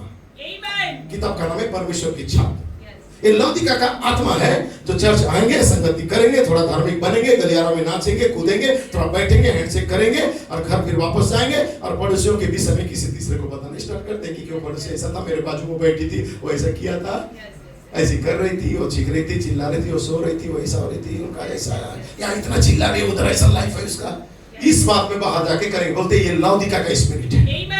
हाँ, लेकिन एक बात मैं बता दूं, याद आया, विशेषकर जवान नहीं, जो बच्चे वाली माताएं हैं, ध्यान देना। Praise the Lord. इस बात को ध्यान देना, जब तुम सभा में आते हो, बच्चों को बचपन से ही बैठना सिखाओ। Praise the Lord. या उन बच्चों को चर्च के अंदर ऐसा काम ना करो जिससे कि परमेश्वर को दुख लगे। और जब तुम यहाँ पे आते हो, अपना बच्चे लोगों को यूज करते हो, उस पैड को या जो भी सैनिटरी जो आपके पास रहता है पैड है सब, उसको कृपया अपना बैग में रखना सीखो। संडे को कोई तो बच्चा है हमारे घर में, कौन है, कोई तो शायद अल्फ्रेड या कोई बच्चा है, साफ कर रहा था, वो सारा चीज मिल रहा था, इसी संडे का बात है, और निकाल के बोलता है देखो बड़े पापा क्या डाले हैं इधर में। सो ये ठीक नहीं है। मसीह हो, समझदार बनो, इसको काट देना बाद में। तो इस बात को ध्यान देना, सावधानी से जाओ, आधुनिक बनने का कोशिश करो। आप अभी छोटे नहीं है, आपको परमेश्वर समझ दिया, परमेश्वर की आवाज को सुन लेना। लिखा है, लोग जाते हैं चर्च में, बहुत संगति करते हैं, थोड़ा सा गलियारों में कूदते हैं, नाचते हैं, उठक बैठक करते हैं, फिर चले जाते हैं अपने पड़ोसियों का बुराई करना स्टार्ट कर देते हैं। ये है लौदीकिया की आत्मा। फिर तब भरमाने वाली आत्मा किताब में भाई ब्रैनम कहता है, यदि आप यहां पर कोई पापी है जिसने अभी भी प्रभु यीशु मसीह को ग्रहण नहीं किया है, आप जानते हैं कि आप पापी हैं, आप अपने उद्धारकर्ता के रूप में जब उसे ग्रहण करते हो, तो याद रखना यहां पे कहता है संसार में बहुत सारी आत्माएं होंगी। भाई ब्रैनम कहता है, मैंने सोचा था कि मेरे पास बहुत सारा सुख विलास है, मैं नाच और पार्टियों में जा सकता हूं, इसी तरह की सारी चीजों को हम कर सकते हैं। मैं गलत किस्म का शो देखता हूं, मैं गलत किस्म का साहित्य उस नोवेल बुक्स को पढ़ता हूं, और मैं पुरानी किताबों को पढ़ता हूं जहां गंदे भद्दे चुटकुले और दंत कथाएं रहती हैं। मैं किस्म से उसे पढ़ने के लिए आनंद लेता हूं, वो देखने के लिए, जैसा एल्विस प्रेस्ली या कपिल शर्मा शो या बहुत सारा चीज जो इंडिया के लोग हैं, और ब्रदर ब्रैनम कहते हैं एल्विस प्रेस्ली का, और उन्होंने भी नाम लिया उस समय के जो कॉमेडियंस का। सो हमारे समय का इंडियन कॉमेडियन से है जो नेटफ्लिक्स में या उस वेब सीरीज के अंदर बहुत सारा चीजें जो हम नहीं जानते, बच्चे लोग उसे निकालेंगे और अकेला कमर बंद करके कान में लगा के धीरे से सुनते, उन्हें परमेश्वर की आवाज कभी सुनाई नहीं देगा। सामुएल के समान आपके कान खुला रहना चाहिए आवाज की आवाज सुनने के लिए। 3 महान ऋतु के अंदर आपकी आवाज खुला रहना चाहिए। उसने पहला महान ऋतु के अंदर खुला और बोला, एली तूने मुझे बुलाया। उसने कहा, मैंने नहीं बुलाया, मलाकी 4 की आवाज था। फिर दूसरी बार उसने कहा, एली तूने बुलाया। उसने कहा, मैंने नहीं बुलाया, ये प्रेम पत्र ध्वनि का आवाज था। तीसरा महान ऋतु में कहता है, तूने बुलाया। उसने कहा, मैंने नहीं बुलाया, ये 5 फॉर मिनिस्ट्री का आवाज था। लेकिन आज जब उस 3 ऋतु खत्म होने के बाद जब तुम बाहर निकलते हो, यहोवा का आवाज आपको एदन के अंदर लेके जाएगा। तो लिखा है, तुम गलत तरह का शो देखते हो, किताबों को पढ़ते हो, गंदी मंदी मजाएं और कथाएं तुम पढ़ते हो। मैं एक किस्म से इस बात का आनंद लेता हूं कि भाई आपके साथ कहीं ना कहीं कुछ ना कुछ गड़बड़ी है। आपकी रुचि इसमें यदि है तो आप कितने धार्मिक हैं चर्च के अंदर ये कोई मायने नहीं रखता है, लेकिन आपका कार्य ही बताता है आप किस किस्म के लोग। और किसी दिन जब मैं लिखा है, किसी दिन मैं कार में से जा रहा था तो कोई एक व्यक्ति मेरे रेडियो के पास पहुंचा और उसने मेरा रेडियो पर किसी प्रकार का पुराना गंदा अश्लील संगीत लगा दिया।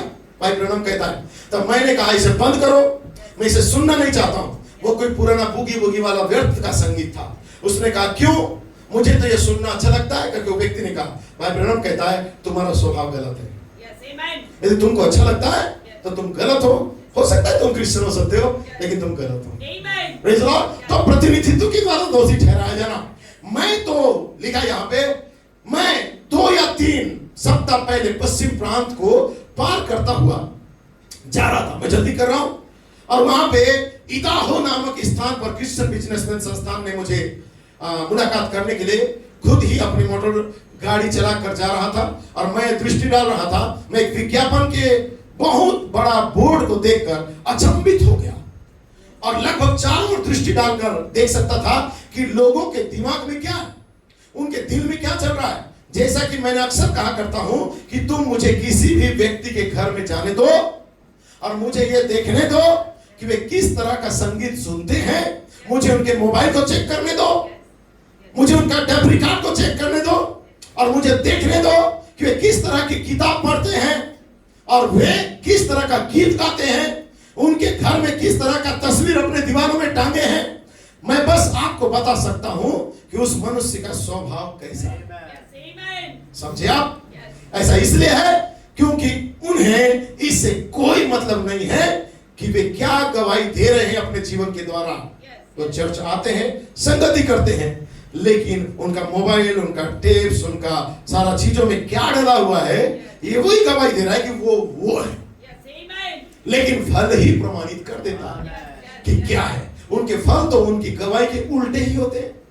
उस संडे को दिन चर्च जाना बहुत अच्छे लगते हैं, आते हैं, गीत गाते हैं, सही है, म्यूजिक बजाते हैं, वर्शिप करते हैं, ताली बजाते हैं, पुलपिट में प्रचार भी करेंगे, गवाही भी देंगे, लिखा है। लेकिन जब उनकी मोबाइलों को टेस्ट करो तब पता चलेगा वो किस प्रकार का लाइफ उनका है। आपको मालूम है ये सारा चीज जो मैंने बताया, भाई ब्रैनम ने कहा, आपको मालूम है ये सारा जो संगीत है, इस सब का मूल स्वामी कौन है?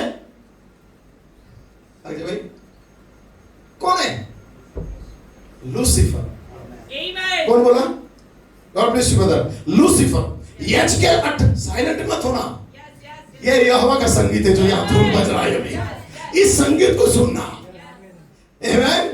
सो यजकेल 28 अध्याय उसका 12 से 18 में लिखा है, हे मनुष्य के संतान, स्वर्ग के राजा के विषय में विलाप का गीत बनाकर उससे कहा, परमेश्वर यहोवा यूं कहता है, तुम तो उत्तम से भी उत्तम है, तू बुद्धि से भरपूर है और तू सर्वांग सुंदर है। ये किसके विषय में बता रहा है? लूसीफर के विषय में। तू सर्वांग सुंदर है, तू परमेश्वर का एदन नाम बारी में था, तेरे पास आभूषण थे, माणिक थे, पद्मराग थे, हीरा था, फिरोजा, सुलेमानी मणि, यह सब नीलमणि, मरकत और लाल सब भांति के मणि और सोने के पहरावे तेरे पास थे। आज हमारे पास क्या है? एक छोटा सा सोना का चेन या अंगूठी है, उसको हम किसी के सामने फोटो भी खींचाएंगे तो ऐसा आगे खींचाएंगे ताकि लोग देखना चाहिए कि मैं क्या पहना हूं। सही है? इसके पास क्या नहीं था? लिखा है इतना गिना दिया कि पूरा वर्ल्ड में शायद परमेश्वर के पास भी नहीं था, इतना वो कलेक्शन रखा था अपने अलमारी के अंदर। इसके साथ इसको पहना, इसके साथ इसको पहना। आजकल के बच्चे को देखो, पापा इस ड्रेस के साथ ये शू मैच खाएगा, इसके साथ ये बेल्ट मैच खाएगा, उसी में उलझे। कन्वेंशन आने वाला है, एक महीना से तैयारी है। किस चीज का तैयारी करना है? किसका तैयारी करना है? प्रभु से मिलने के लिए, लाइफ को। Praise Lord. लिखा है तू तो छाने वाला कुरूप था, अभिषिक्त था, मैंने तुझे ऐसा ठहराया कि तू परमेश्वर के पवित्र पर्वत पर रहता था, तू आग सरीखा चमकने वाला, मणियों के बीच में चलने फिरने वाला था। तेरे चलने से आमीन हालेलुया झांझ बजते थे, छन छन छन आवाज आते थे। तेरे बोलने से पूरी रीति से तार टूटने लगते थे। इतना संगीत का तेरे को नॉलेज था, एक शब्द में तू जान जाता था संगीत ये डी में है कि ई में है। इतना नॉलेज तेरे पास था। जिस दिन से तू सिरजा गया था उस दिन तक तुझ में कुटिलता ना पाई गई थी। उस समय तक तू अपनी सारी चाल चलन में निर्दोष था, ईमानदार था, परंतु बहुत लेन देन के चलते बहुत ज्यादा आमीन हालेलुया तेरा काम को देख के लोग तारीफ करने के चलते तेरे अंदर उपद्रव आ गया। लेन देन की बहुतायत के कारण तू उपद्रवी बन गया और उपद्रव से भर गया और पापी हो गया, ईगो आ गया। इससे मैंने तुझे अपवित्र जानकर परमेश्वर के पवित्र पर्वत से उतार दिया। हे छाने वाले कुरूप, मैंने तुझे आग सरीखे चमकने वाले मणियों के बीच में से नाश किया।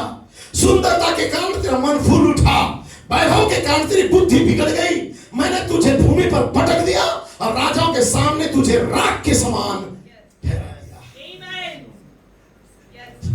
सही है? तेरे अधर्म के कामों की बहुतायत से और तेरे लेन देन की कुटिलता से तेरे पवित्र स्थान अपवित्र हो गए। मैंने तुझ में ऐसी एक आग उत्पन्न की जिससे तू ही भस्म हो गया, और मैंने तुझे सब देखने वालों के सामने भूमि पर भस्म कर दिया। तब नबी कहता है ये सारे संगीत का देन तो शैतान की ओर से। बच्चों किससे लिप्त हो आज? इंस्टाग्राम सोशल मीडिया में ऐसा पड़े रह के गर्लफ्रेंड बॉयफ्रेंड बना के आज चर्च को बर्बाद कर दिए। आपका पास्टर को लाज लगता है बोलने के लिए, आपके चर्च के बड़े बड़े लीडर्स को वो शर्म आता है आपसे बात करने के लिए, क्योंकि आप उलझे हो। आप कुछ भी नहीं सुनेंगे, पेरेंट्स का नहीं सुनेंगे, मम्मी पापा का नहीं सुनेंगे, पैर पटक के निकल जाओगे। क्या दशा हो रहा है आज? चर्चों में बर्बादी, पाप, व्यभिचार, लोग वासना में भरे हैं, एक दूसरे के बिना रह नहीं पाते, सोशल मीडिया के बिना रह नहीं पाते। आज कलीसिया को बर्बाद कर रहे। आज जिनके बीच में गर्व के साथ खड़े होते थे उनके सामने हमको शर्म से सिर झुकाना पड़ रहा है, जवानों के चलते, जवान बच्चों के चलते। इस जगह में मैं किसी का पिता नहीं हूं, बार बार कहता हूं, यहाँ पे पास्टर हूं और उस अधिकार से सबसे बातें कर रहा हूं। आपके चलते आपके पेरेंट्स को, आपके कलीसिया को निंदा करना होना पड़ता है। आज लोग शर्म नहीं आता ऐसा काम लोग करते हैं। जिन कामों से कलीसिया को महिमा मिलना था, लेकिन अपने कामों के द्वारा कलीसिया को निंदा करवा रहे। एक सच्चा सेवक को लज्जा आ रहा है, शर्म आ रहा है आपके काम को देख के, फिर भी चर्च का सदस्य बने रहते, उलझे रहते, 2-2, 3-3 लड़कों के साथ घूमते फिरते, आज बर्बाद हो रहे लोग। क्या स्थिति है? ये कलीसिया जेल तक जाएगा, ये कलीसिया थाना तक जाएगा, ये कलीसिया लोग सामने अखबार में छपा जाएगा। इस कलीसिया का मेंबर नहीं सकिया। लोगों को समझ नहीं है, बेख्याल जी रहे लोग। अब तब बाइबल में पौलुस कहता है ऐसे काम करने वाले को तुम बोलते नहीं हो और तुम क्या करते हो, घमंड करते हो सच्चे मैसेज में है, जान के भी नहीं बोलोगे, उनके साथ संगति करोगे, उठोगे, बैठोगे, पियक्कड़ के साथ, चोरी करने वाले के साथ, बुराई करने वाले के साथ, व्यभिचार करने वाले के साथ, संसार में उलझे हुए लोगों के साथ, फिर भी घमंड करता हूं सच्चाई में। एक सेवक को लाज के सिवा कुछ नहीं लग रहा है सब चीज से। हमारे चर्च की बहनें बाहर जाती है, शादी करती है, भ्रष्ट होके आती है, पुरुषों के पीछे पड़ रहती है, यहाँ के भाई लोग बाहर की लड़कियों के साथ नजर लगाते हैं, यहाँ के जवान बच्चे बर्बाद होते जा रहे हैं संसार के सोशल मीडिया में। आपको पता चलता है पास्टर को कुछ पता नहीं है, लेकिन आप कितना आईडी खोल के रखे हो, ये सारी बातें बाहर से मेरे पास फोन आते हैं, नाम चेंज कर करके। कोई लड़की बन के लड़का सोशल मीडिया चला रहा है, कोई लड़का बन के लड़की अपना इंस्टाग्राम चला रही है। आपको लगता है कुछ पता नहीं है? लोग बोलते हैं कि तुम्हारा चर्च का वो भाई था, वो बहन थी। सुधर जाओ, सुधर जाओ जवान बच्चों, संसार के समान मत होना, परमेश्वर की आवाज को सुनो। एक आवाज सामुएल को बुला रहा था, वो भी तुम्हारे समान टीनेज का था, उसे भी संसार का शौक रहता था होगा, लेकिन वो मंदिर को प्रिय जाना। संसार में 1000 दिन रहने से अच्छा परमेश्वर के घर में रहना उसे अच्छा लगा। परमेश्वर का मंदिर को प्रिय जाना, तब परमेश्वर की आवाज उसके कानों में सुनाई दिया। मैं ये नहीं कहता हूं संसार से हट जाओ, मैं नहीं कहता हूं दुनिया के दोस्त यारी को तुम हमेशा के लिए त्याग दो। मैं ये कहता हूं जो मसीह कहलाकर अपने गंदगियों में जी रहा है, उससे अपने आप को कॉम्प्रोमाइज मत करो। एक कलीसिया को बदनाम करने, वो क्या बदनाम करेंगे? भाई ब्रैनम ने कहा कि जब उस न्याय आसन के सामने बुलाया जाएगा एक पियक्कड़ को, वो कभी भी आश्चर्यचकित या शौकित नहीं होगा, या एकदम शौक जिसे कहते हैं अचंभित नहीं होगा कि परमेश्वर बोलेगा मैं तुझे नाश करता हूं। वो कभी, भाई ब्रैनम कहता है, वो कभी भी शौक होना, क्या बोलते हैं उसे, अचंभित नहीं होगा। भाई ब्रैनम बोलते हैं क्यों? क्योंकि ऑलरेडी जानता है मैं पापी हूं। लेकिन उस समय यह व्यक्ति अचंभित होगा जो मसीह होने का दावा करता है और पासवर्ड डाल डाल के सारा सीने मां को घर में रखा है, अपनी मां को छोड़ के सीने मां, बाप की माता को घर में रखा है अपने मोबाइल पे। चुन लो आज सोशल मीडिया या हैंड स्टोर के बनने का, इंस्टाग्राम या परमेश्वर के लोगों के साथ संगति, बर्बाद, लाइफ खत्म। लेकिन यहाँ पे ज्यादा नहीं बोलेंगे मैं, प्रेज़ द लॉर्ड। यहाँ पे लिखा है, भाई ब्रैनम कहता है उसकी आवाज सुनो जैसे सामुएल ने सुना, प्रेज़ द लॉर्ड। यहाँ कहता है परमेश्वर का दीपक। उस समय ऐसा हुआ कि एली की आंखें धुंधली पड़ गई, उसे न सूझ पड़ता था जब अपने स्थान पर सोया हुआ था। एमन रमेश भाई आपका आमीन देख रहा हूं। परमेश्वर का दीपक अब तक बुझा नहीं था। सामुएल यहोवा के मंदिर में जहां परमेश्वर का संदूक था, 20 मिनट और मंदिर था या संदूक था, सोने के लिए लेट गया। कौन? सामुएल। उधर पे एली भी सो गया, इधर पे सामुएल भी सो गया। ठीक है, लिखा है कितना खूबसूरत पल होता है मेरे प्रियो, एक सच्चा विश्वासी परमेश्वर के पवित्र मंदिर अर्थात उस इमारत के अंदर अपना विश्राम करता है। आमीन। दुनिया की सब बड़े बड़े महल और बंगलों से अच्छा मेरे भाइयों, उत्तम समझना होता है परमेश्वर का वेदी। आमीन। तब परमेश्वर यहोवा ने सामुएल को पुकार के कहा, उसने कहा क्या क्या प्रभु? तब उसने एली के पास दौड़ कर गया, एली को बोलता है एली क्या तूने मुझे बुलाया? उसने बोला मैंने तो तुझे नहीं बुलाया। वो बोला जा और सो जा। ऐसे करते हुए एली के पास 3 बार गया। तब यहोवा ने फिर उसे पुकारा। सामुएल उठ के एली के पास गया। एली बोलता है कि मैंने नहीं पुकारा। आमीन। तूने तो, वो कहता है तूने तो मुझे पुकारा। उसने कहा मेरे बेटे मैंने तुझे नहीं पुकारा, मैं तो यहाँ पे सोया हुआ हूं, तू भी जा और सो जा। आप जानते हैं क्या होता है जब 7 गर्जन, कोई पास्टर या प्रचारक की आवाज नहीं है, ये 7 गर्जन की आवाज। आमीन।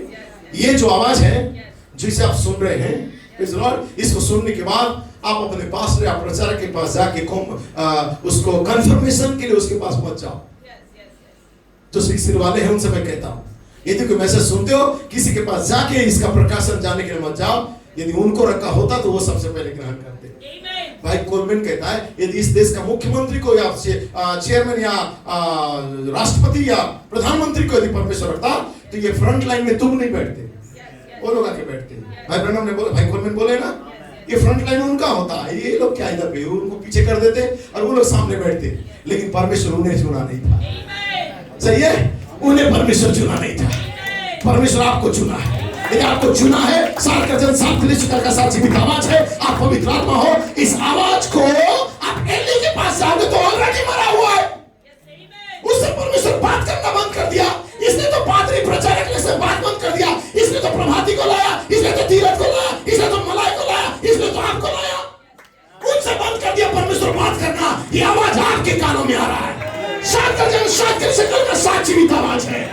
ये आवाज को लेके फिर पास्टर आ गया, ये कैसा है, ऐसा नहीं पूछो, वो कभी नहीं बताएंगे, वो तो बोलेंगे 5 मिनिस्ट्री गलत है, नबी को छोड़कर कोई नहीं है, उनको तो मालूम ही नहीं, वो तो सोए पड़े हैं। आप बैठ सकते हैं, एली याजक सोया है, जब जाके पूछ रहा है, पहला महान ऋतु नबी का सेवकाई था, दूसरा महान ऋतु प्रेरित का सेवकाई था, तीसरा महान ऋतु 5 मिनिस्ट्री का सेवकाई है, तो एली क्या बोलता है, नहीं तो ऐसा कुछ भी नहीं है, जा जा जा तू सब जा, ऐसा कुछ भी नहीं है। एली सोया पड़ा है, एक याजक, उसके बच्चे बर्बाद, उसका कलीसिया बर्बाद, उसके जवान बर्बाद, केवल चर्च में आते हैं, टैप देखते तक सीमित रहते हैं, उसके बाद लाइफ जैसा तैसा जी रहे। लेकिन एली याजक, एक सेवक, एक एल्डर सोए पड़े।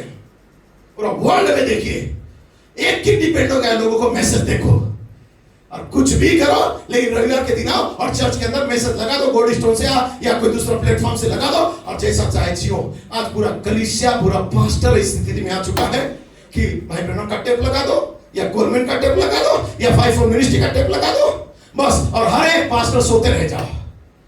कलीसिया किधर जा रहा है, जवान बच्चे किधर जा रहे हैं, किसी को मालूम नहीं। और जब कोई व्यक्ति कहता है, उसके खिलाफत में लोग आना स्टार्ट कर देते हैं। याद रखना, सच्चा सेवक रुकेगा नहीं, छलनी कर दो पीठ को रुकेगा नहीं। उसके अंदर एक जिम्मेदारी है, एक कलीसिया को परफेक्शन में देखना चाहता है, सिद्धता में देखना चाहता है, हालेलुया।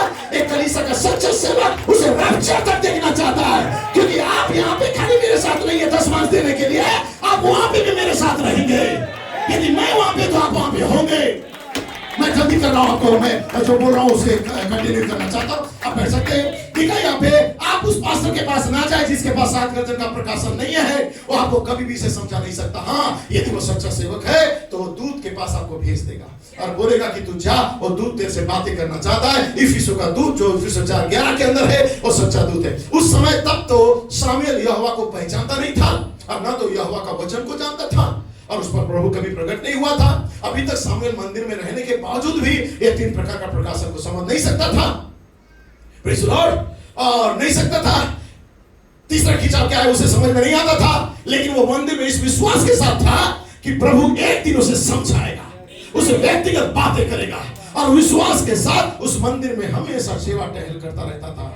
कितने अच्छा अपेक्षा था उसको, एक दिन परमेश्वर आपसे बातें करने जा रहा है, एक दिन एक व्यक्ति बोलेगा कि मैंने परमेश्वर को देखा है। फिर तीसरी बार यहोवा ने उसे पुकार के कहा, मैं तो एली के पास गया, तब एली समझ गया कि ये कोई मनुष्य की आवाज नहीं है, अब इसे परमेश्वर बुला रहा है। आपको संसार से बुला रहा है, सोशल मीडिया से बुला रहा है, पूरी संगति से बुला रहा है, पूरी अभिलाषा से बुला रहा है। सच्चा मसीह बनो मेरे प्रिय भाई बहनों, सच्चा मसीह बनो। मनुष्य को दिखाने के लिए सेवा ना करो, सेवा ना करो, धोखा मत दो एक दूसरे को, सेवक को, पास्टर को, पत्नी को, पति को धोखा मत दो। अपनी शक्ति को मजबूत करो, तुम पवित्र बने रहो। एक आंख तुम्हें देख रहा है, तुम किधर जाके छुप के काम करोगे, वहां परमेश्वर यहोवा तुमसे बातें करेगा। मुझे भी देखेगा, आपको भी देखेगा। ये एली को भी देखता था और शामुएल को भी देखता था। शामुएल 12 साल का लड़का था, 15 साल का लड़का था, यहोवा उससे बात कर रहा है। लेकिन एक पास्टर 50 साल का बुढ़ा वहां बैठा है, उससे यहोवा बात नहीं कर रहा है, क्योंकि वो कॉम्प्रोमाइज करने वाला सेवक बन गया था। लेकिन एक व्यक्ति कितना ईमानदार था यहोवा के लिए। ओ, तभी यहाँ पे एली समझ गया, अब परमेश्वर मुझसे बातें बंद कर दिया, अब परमेश्वर से बातें कर रहा है। तब यहोवा वहां पे आ खड़ा हुआ और पहले के समान उसे पुकारने लगा और बोला, शामुएल, शामुएल। शामुएल कहता है, प्रभु बोल, अब तेरा दास सुन रहा है, अब मेरे कान स्पष्ट हो गए हैं। अब मैंने मनुष्य बोला करके मनुष्य के पीछे नहीं जा रहा था, अब मैंने जान गया ये कोई मनुष्य की आवाज नहीं था, ये यहोवा की आवाज था। 7 गर्जन यहोवा की आवाज है, आई एम होली स्पिरिट यहोवा की आवाज है, छोटी इमारत में यहोवा की आवाज है। है मेरे लोगों, उनमें से बाहर निकल के आओ। ये पास्टर की आवाज नहीं है, ये यहोवा की आवाज है। सोशल मीडिया त्याग दो, ये पास्टर की आवाज नहीं है, ये यहोवा की आवाज है। पढ़ सकते हैं बर्मिंघम के इस पार हम उसकी आवाज को स्पष्ट सुन रहे हैं। वो हमें बुला रहा है अदन में वापस जाने के लिए, ताकि हम उसके कार्यों को पूरा कर सके, हमेशा के लिए उसके साथ एक सिद्ध सहभागिता के लिए। परमेश्वर की आवाज उस दिन में, परमेश्वर की आवाज को सुनना बहुत ही दुर्लभ हो चुका था। दर्शन लोगों को दिखना बंद हो चुका था। लोग इतना संसार में उलझ गए थे कि परमेश्वर का विजन और दर्शन उनके अंदर उस व्याकुलता को खत्म कर चुका था, दुर्लभ हो चुका था। परमेश्वर की सच्ची आवाज लोग सुन नहीं पा रहे थे, क्योंकि लोग परमेश्वर से दूर हटने लगे थे। उस दिन में उनकी कलीसिया थी जो यहोवा की आज्ञाओं का पालन नहीं करती थी। उनके पास एली नामक याजक था, जिन आज्ञा और नियमों को का लोग विश्वास करना चाहते थे। उनका पास्टर उसके विपरीत प्रचार करके उस विश्वास से अलग लोगों को लेके जाना चाह रहा था। आमेन। यही हो रहा है आज लोगों के बीच में। आमेन। क्या यह इस दिन के लिए समतुल्य नहीं है? भाई ब्रह्म कहता है वह तो बस लोगों को शिक्षा देता था, उसने वही अपना लिया था जो उस पास्टर को अच्छा लग रहा था। आमेन। उसके लड़के मांस से सबसे बेहतरीन टुकड़े और भेंट को उठा के खा जाते थे। ये तो सिर्फ एक ऐसी जगह बन गई थी जहां लोग आते थे, भेंट चढ़ाते थे और चर्च का कुछ औपचारिकता पूरा करते थे, चले जाते थे। लेकिन आजकल कलीसियाओं की स्थिति ऐसी ही है। हर एक कलीसिया में, चाहे लोकल एल्डर क्यों ना हो, पास्टर सेवक क्यों ना हो, चर्च अपने अपने तरीकों से चल रहे हैं। लोगों के पास कोई दर्शन नहीं है, कोई बोझ नहीं है, कोई जलन नहीं है। वे चर्च आते हैं, चर्च से बाहर जाते हैं, चर्च में भीड़ लगाते हैं, चर्च के अंदर दान और दशमांश को चाहते हैं। चाहे लोग संसार में उलझे रहे, पाप और बुराई में रहे, रविवार के दिन आते हैं, बस थोड़ा सा मैसेज सुन लिए, वर्शिप कर लिए, फिर यहाँ से चले जाते हैं। ना पास्टर को मतलब है, ना बिलीवर को मतलब है। लोग सोचते हैं ये एक सेवकाई है। ब्रदर ब्लेड ने क्या कहा, इस इमारत के अंदर गंदगी के साथ नहीं आ सकते, और यदि तुम इस वेदी के निकट आते भी हो तो ज्ञान का आत्मा तुम्हारे अंदर होगा। आमेन। लेकिन तुम्हारा भेंट को स्वीकार नहीं करेगा। लोग ये बातें नहीं समझ पा रहे हैं कि जब तुम वेदी के निकट आओ तो किसी के प्रति कोई कड़वाहट रख के मत आना, नहीं तो तुम्हारा भेंट को स्वीकार नहीं होगा। लोगों को समझ में भी नहीं आ रहा है कि संदेश ऐसा है, फिर भी आते हैं लोग और फिर से बाहर जाके एक दूसरे के प्रति कड़वाहट रखते हैं और मन खराब रखते हैं, फिर भी सेवा करके कहते हैं हम मसीह हैं। ये साफ धोखा है मेरे भाई बहन, साफ धोखा। क्रिस्टल क्लियर के समान होना चाहिए, आपका पारदर्शी होना चाहिए, आपका जो हृदय है एक दूसरे के लिए इतना खुला होना चाहिए। यदि किसी के प्रति कुछ है, डायरेक्ट जाओ, बोलो ब्रदर आई एम सॉरी, मैं आपसे बहुत प्यार करता हूं, लेकिन आपका ये बात मुझे अच्छा नहीं लगा, इसे आप सुधारो। खत्म। मन में नहीं, क्लियर रखो। ये परमेश्वर कहता है, औपचारिकता नहीं। एली याजक ने यही काम किया, अपने बेटों को भेंट की रोटी खाने देता था, मनमाना जीवन जीने देता था, प्रभु भोज लेने देता था। रविवार बुधवार जैसे कि आज होता है, रविवार बुधवार हेडस्टोन या गॉडस्टोन का वेबसाइट में लोग जुड़ते हैं, मैसेज को सुनते हैं, कॉपी करते हैं, स्टेटस में डालते हैं, शेयरिंग करते हैं, औपचारिक बिलीवर बन गए हैं। और लोगों को यही बिलीवर मचा रहा है पूरा दुनिया में कि बहुत अच्छा मैसेज का कोड डालता है। लेकिन इस प्रेरणा के बच्चों के लिए संसार के विलासाओं में, इंस्टाग्राम, फेसबुक, ट्विटर, स्नैपचैट की सोशल मीडिया के विलासाओं से इस प्रेरणा के बिलीवर भी भरे हुए। तब कहता है यहाँ पे, जिनके कानों में परमेश्वर की आवाज अब सुनाई देना बंद हो चुका है। अब लोकल चर्च मात्र एक या दो गीत गाकर चर्च के अंदर टीवी शो दिखाने वाला चर्च बन गया है। न भक्ति, न बेदारी, न पश्चाताप, न रिपेंटेंस, कुछ भी नहीं। भाई ब्रैनम ने कहा था कि जब तुम वेदी के पास जाओ भेंट चढ़ाने के लिए, तो किसी के प्रति कुछ कड़वाहट भी ना रखो। यदि है तो तुरंत भेंट को पहले रखो और पहले स्वीकार करो और मेल मिलाप करो। लोग लोग आज एक दूसरे से द्वेष और बुराई करते हुए भी सांसारिक अवस्था में रहने के बावजूद भी संगति करते, कोई पश्चाताप नहीं, मेल मिलाप नहीं, भेंट की रोटी खाते हैं, प्रभु भोज भी लेते हैं, लेकिन एक दूसरे के प्रति कड़वाहट से भरे रहते हैं। आज ये संदेश की दुनिया में भी पाया जाता है, मात्र एक औपचारिक मुख्य चीज बनकर रह गया है। परमेश्वर का जीवित आवाज जो 5 प्रकार का सेवकों के द्वारा आ रहा है, उस आवाज को लोग अस्वीकार कर रहे हैं। यदि स्वीकार करते तो 5-4 मिनिस्ट्री के संदेश को आज्ञाकारी बने रहते, और उनकी सेवकाई का एक उद्देश्य है जो इफिसियों 4:11 में लिखा हुआ है कि 5 प्रकार का सेवकाई दुल्हन को एकता में लेके आएगा। और जब तुम एक हो जाओगे तब आपका बपतिस्मा आपके ऊपर आएगा। इसी रीति से शामिल क्या आज्ञाओं का निर्वाह कर रहा था, वह उससे बेखबर था। परमेश्वर का असली सच्चा वचन दुर्लभ हो चुका था। ठीक उसी प्रकार से आज है। मैं जल्दी कर रहा हूं मेरे भाइयों, हम गिरजे जाते हैं, हमें लोग अंदर जाने देते हैं, किसी प्रकार का बड़ी अभियान को हम करते हैं, हम दिखाते हैं। हर एक साल अपनी नामधारी कलीसिया में बहुत लोगों को हम लेके आते हैं। तुम अपनी कलीसिया के लिए चिट्ठी डालकर हमारे पास शामिल होने के लिए आते हो। ऐसे नारे लगाया जाता है 1944 में हम 10 लाख लोगों को और लेके आएंगे। फिर भी कहता है नबी ने इन दिनों के विषय में कहा था, ऐसा समय आएगा जब वे परमेश्वर की शिक्षा सिद्धांतों को नहीं परंतु मनुष्य की आज्ञाओं को धर्म उपदेश पर करके मानेंगे। और हम ऐसे होते हुए आप देख रहे हैं।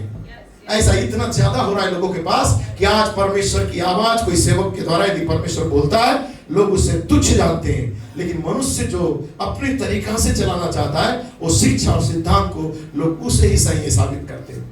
जब तक कि कोई आकर ऐसा ना कह दे, यो मैं यूं कहता फरमाता है वचन। अब हमारे पास कई ढेरों नकलें हैं। शैतान तो हकीकत में इस काम को करने की चेष्टा कर रहा है। कई सालों पहले लोग ऐसा करने से तब डरते थे जब तक कि प्रभु की ओर से नहीं मिलता था, परंतु आज तो बेपरवाह होकर लोग परमेश्वर के वचन का गलत अनुवाद करते हैं, एक दूसरे के सामने रखते हैं। परंतु खुदा की आवाज को सुनना और ऐसी किसी ऐसी चीज को ढूंढ पाना अब दुर्लभ हो चुका है। जो ऐसा कह सकता हो कि प्रभु ने मुझसे बातें की, आज कोई बोल नहीं पाएगा कि प्रभु मुझसे बात किया, मैं काम करते समय बात किया, घर में थी में बात किया, बाइबल पढ़ते समय बात किया। आज बच्चों के मुंह से दवाई नहीं सुनोगे। ये पहले सुनते थे, कोई भाई बहन बोलता था वैसे प्रभु बात किया, क्योंकि एक दुनिया मॉडर्न हो चुका है। आज कोई बोल दिया किसी के सामने, भाई आज मेरे को प्रभु बात किया, 4 लोग हंसेंगे। आज का जमाने में आज प्रभु बात करा तुमसे, अरे तुम तो बड़ा धर्मी हो भाई। ये शब्द सुनने के लिए लोग लज्जित होते हैं धर्मी होने का, इसलिए कोई नहीं बोलता परमेश्वर से बात किया। लेकिन धन्य हो, आज भी सामुएल के समान कोई बोलना चाहिए परमेश्वर से मेरे से बात कर रहा है। केवल पास्टर या डीकन से नहीं, परमेश्वर आपसे बात करना चाहिए। आप लोगों के बीच में बिल्कुल भी देखने को नहीं मिलता है कि लोग मुश्किल से इन बातों को कहे कि प्रभु ने मुझसे बात की। ऐसा तो तब हुआ करता था जब स्त्री और पुरुष सारी रात रात भर प्रार्थना किया करते थे और घर परिवार खुदावंद की पुस्तक को के द्वारा पढ़ते रहता था और उनके घर में परमेश्वर को सबसे पहला स्थान दिया जाता था। देखिए हमारे पास आज परमेश्वर से ज्यादा महत्वपूर्ण बहुत सी बातें, भाई ब्राह्मण कहता है यहाँ पे, देखिए हमारे पास परमेश्वर से भी ज्यादा महत्वपूर्ण और बहुत सी बातें और काम है। आप प्रार्थना सभा नहीं कर सकते हो क्योंकि रात भर टेलीविजन पर श्रीमान गॉडफ्रे आने वाला होता है। आप प्रार्थना सभा में नहीं आते हो और रात को टेलीविजन पर बी लव सुसी कार्यक्रम देखते हो या इसी प्रकार का कोई बेहुदा वाहियात कार्यक्रम देखने के लिए जिस पर आपको अपना समय खर्च करना होता हो। आपके पास परमेश्वर की आवाज को सुनने के लिए समय नहीं है। दिन भर अपने कामों में रहोगे, लेकिन जब शाम का सेवकाई का टाइम आएगा उस समय आपको कोई दूसरा काम याद आता है और उस समय उसे निपटाना चाहोगे। तब बोलोगे नहीं भाई इस काम में मैं फंसी थी या फंसा था, लेकिन ये नहीं सोचते हो कि दिन भर में वो काम को निपटाऊंगा क्योंकि आज प्रभु को समय देने का टाइम है। फिर भी हम क्रिश्चियन हैं, ठीक है। यहां कहता है आज लोगों से सुनने को नहीं मिलेगा कि परमेश्वर का आवाज मैंने सुना है। और वे जो मसीह होने का दावा करते हैं वे बस उस किसी छोटी सी घर में बनाई हुई कई प्रार्थना में अपने घुटने के बल झुकते हैं और कहते हैं प्रभु मुझे और मेरे परिवार को आशीष दे, हमारा ख्याल रख, गुड नाइट। वे अगली सुबह जागते और कहते हैं तो सारा दिन हमारा अगुवाई कर, गुड डे। हमें तो प्रभु की बात होनी चाहिए। इतना भी लोगों के पास अब समय नहीं रहा कि रात को सोने से पहले प्रार्थना करें और उठने के बाद प्रार्थना करें। यह भी खत्म हो चुका है। आप देख सकते हो कि सारी बातें हम ही किए चले जाते थे। हम उससे बिल्कुल भी कोई मौका नहीं देते थे वो प्रत्युत्तर में हमसे बातें करें। यदि हम प्रार्थना करते हैं तो हम तब तक प्रार्थना किए चले जाएं जब तक कि हमारे प्राण परमेश्वर की हुजूरी में ना जाए। उसके बाद ही हम अपने स्थान से उठे और फिर निकले। परंतु आज बहुत सी आवाजें हैं जो हमसे प्रभु की आवाज को दूर कर दिया। सुख विनाश की आवाज, अतः बहुत से लोग उस पर अपने कान को लगाने लगे। भाई ब्रह्मन कहता है 35 नंबर पन्ने पे वहां पे वे जा सकते हैं और उनका एक मौज मस्ती का समय होता है। उनमें से बहुत से तो मसीह होने का ढोंग करते हैं, किसी किस्म का कोई पुराना रॉक एंड रोल की बातों को उभारते हैं और एक दूसरे के सामने उसको मजाक का कारण बना के बच्चे उसको मजाक करने लगते हैं। वे तो बस उसे ही सुनते चले जाते रहते हैं। ओ जो परमेश्वर भी कहता है अच्छा मैं तो मसीह हूं। जी हाँ, मैंने आज बाइबल में एक वाक्यांश को पढ़ा है जहां कहा गया है कि यीशु रोया। बात ऐसी ही है, आप आगे बढ़े, प्रेज़ लॉर्ड। परंतु सचमुच में घुटनों पर आकर प्रार्थना करना, उनके पास तो करने के लिए बहुत से काम होते हैं लेकिन प्रार्थना नहीं करते। परमेश्वर से हमारा ध्यान भटका कर अपने ओर आकर्षित करने के लिए संसार में बहुत सारी आवाज है। लेकिन उन आवाजों के बीच में एक आवाज है जिसे आपको सुनना होगा।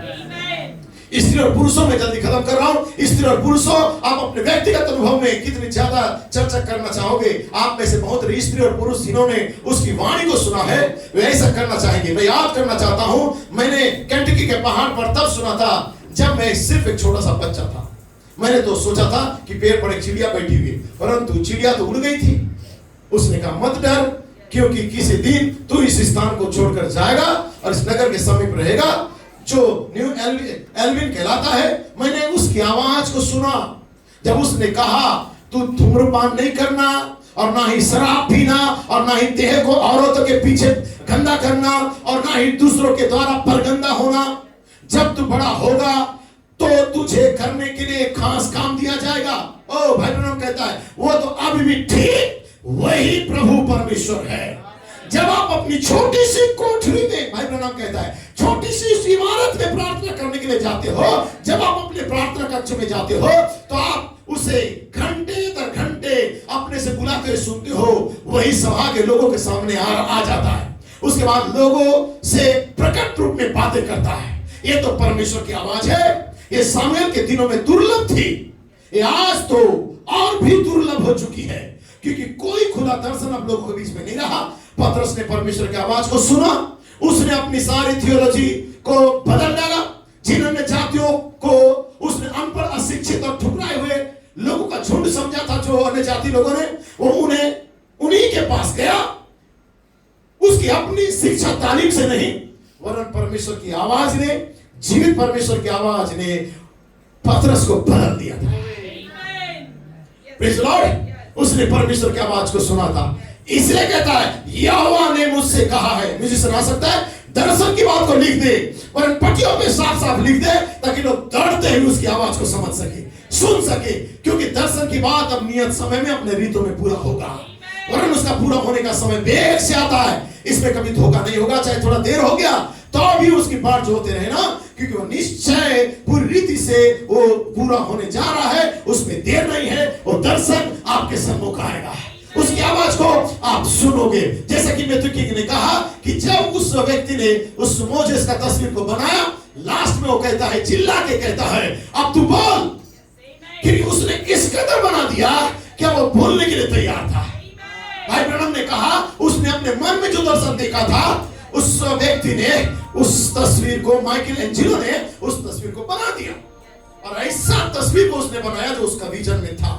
और जब बना दिया तो तर्क से हटकर ऐसा लगा एक असाधारण बात था, और चिल्ला के बोलने लगा, जिस मूर्त को मैंने बनाया है तू बोल। उसके अंदर दर्शन था, दर्शन को हकीकत में तस्वीर बनाया। दर्शन क्या था? मोजेस का तस्वीर।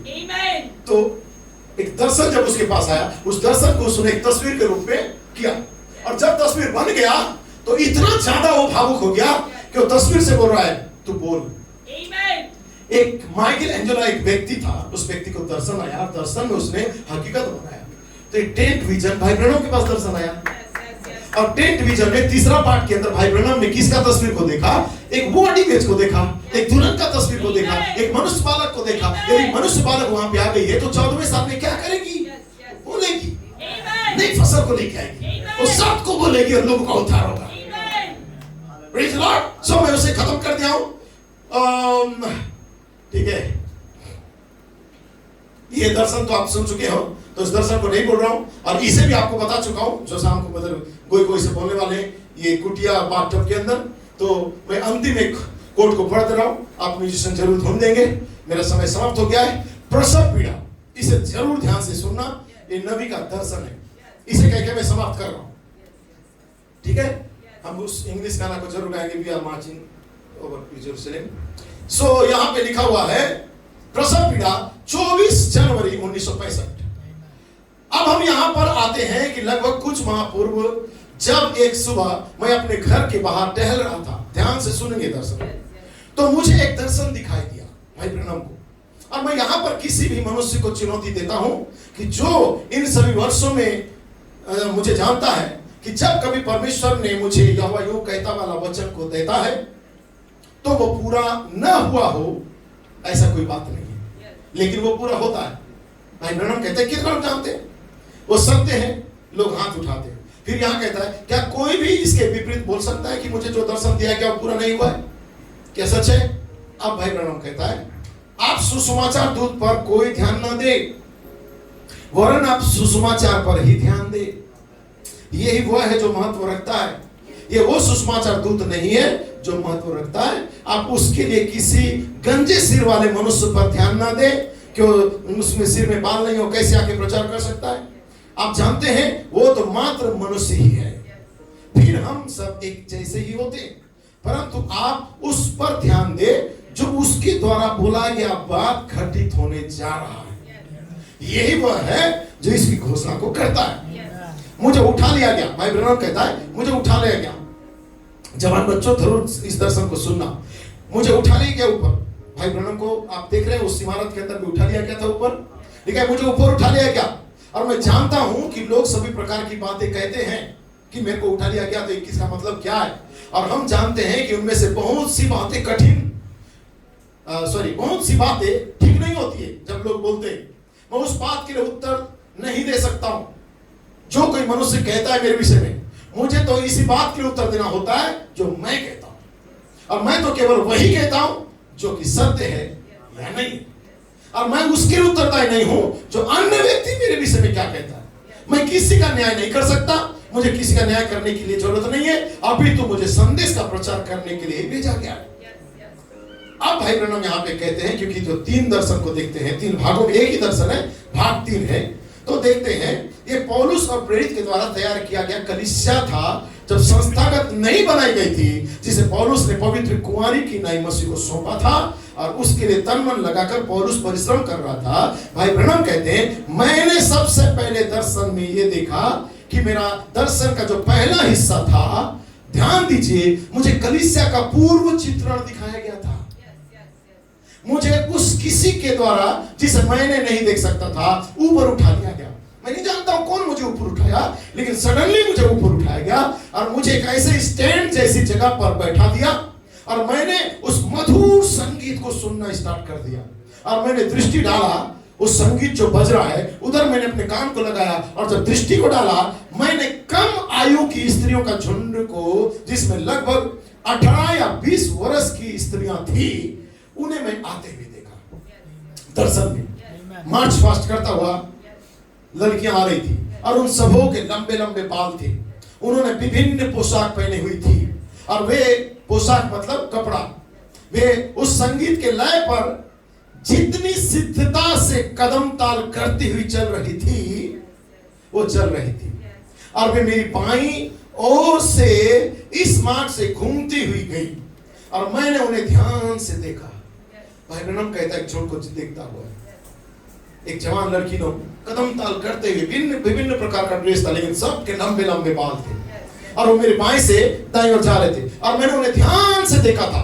और मैंने उससे देखने के लिए दृष्टि डाली तो मुझसे बातें कर रहा था, लेकिन मैं किसी को ना देख सका। मैं उन स्त्रियों को देखा तो कोई मेरे से बातें कर रहा था देख करके, लेकिन जो मुझसे बातें कर रहा था उसको मैं देख नहीं पा रहा था, लेकिन वो मुझसे बातें कर रहा था और दिखा रहा था दर्शन। फिर उसके बाद मैंने क्या देखा, दूसरा झुंड को मैंने देखा। उसी दर्शन के अंदर नबी का दूसरा झुंड आ रहा था वहां पे।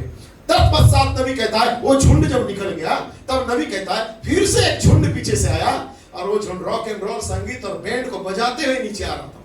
और जब मैं अपने दाएं से देखा तो संसार की तथाकथित कलीसिया आ रही थी। कुछ उनमें से प्रत्येक अपना अपना बैनर पकड़े हुए आ रही थी, only Jesus, Methodist, Baptist, Lutheran, Pentecostal या ये प्रोटेस्टेंट या ये यहोवा विटनेस, ये एक अपना अपना बैनर पकड़ के आ रही थी कि हम इस कलीसिया से संबंध रखते हैं। यह उन भक्ति चीजों में से है जो मैंने अपने जीवन में कभी नहीं देखा। जब अमेरिका कलीसिया आगे आई तो यह सबसे भयंकर दृश्य था जो कभी मैंने देखा। स्वर्गीय पिता ही मेरा न्यायी है।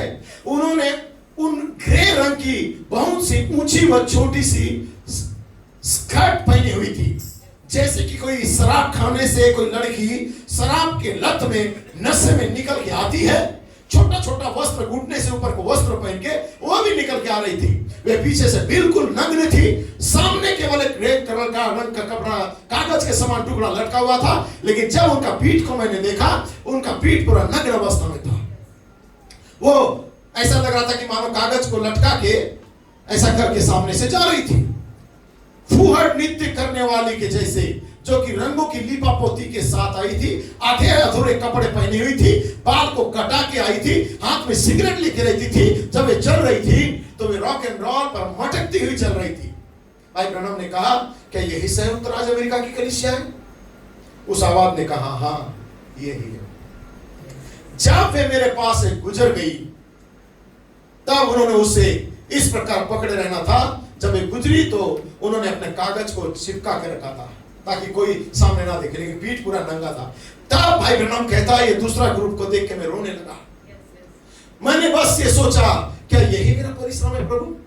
इतने वर्षों से मैंने इन्हें सिखाया, समझाया, मैसेज बताया, फिर भी लोग अपने मन मर्जी चल रहे हैं, नग्न अवस्था में, संसार में लिप्त है, अभिलाषाओं में लिप्त है, दुनिया में बर्बाद हो रहे हैं, नाम को बदनाम कर रहे हैं। और आने के बाद जब सेवक बोलता है तो उसके ऊपर चढ़ाई करते हैं। बोलता है, प्रभु क्या यही मेरा परिश्रम का फल है जो मैंने घमंड के साथ इन्हें निकाल के लाया 7 गर्जन का कलीसिया सच्चाई करके? कहता है, हम प्रचारकों ने मिलकर तो सब कुछ किया, प्रभु का यही है।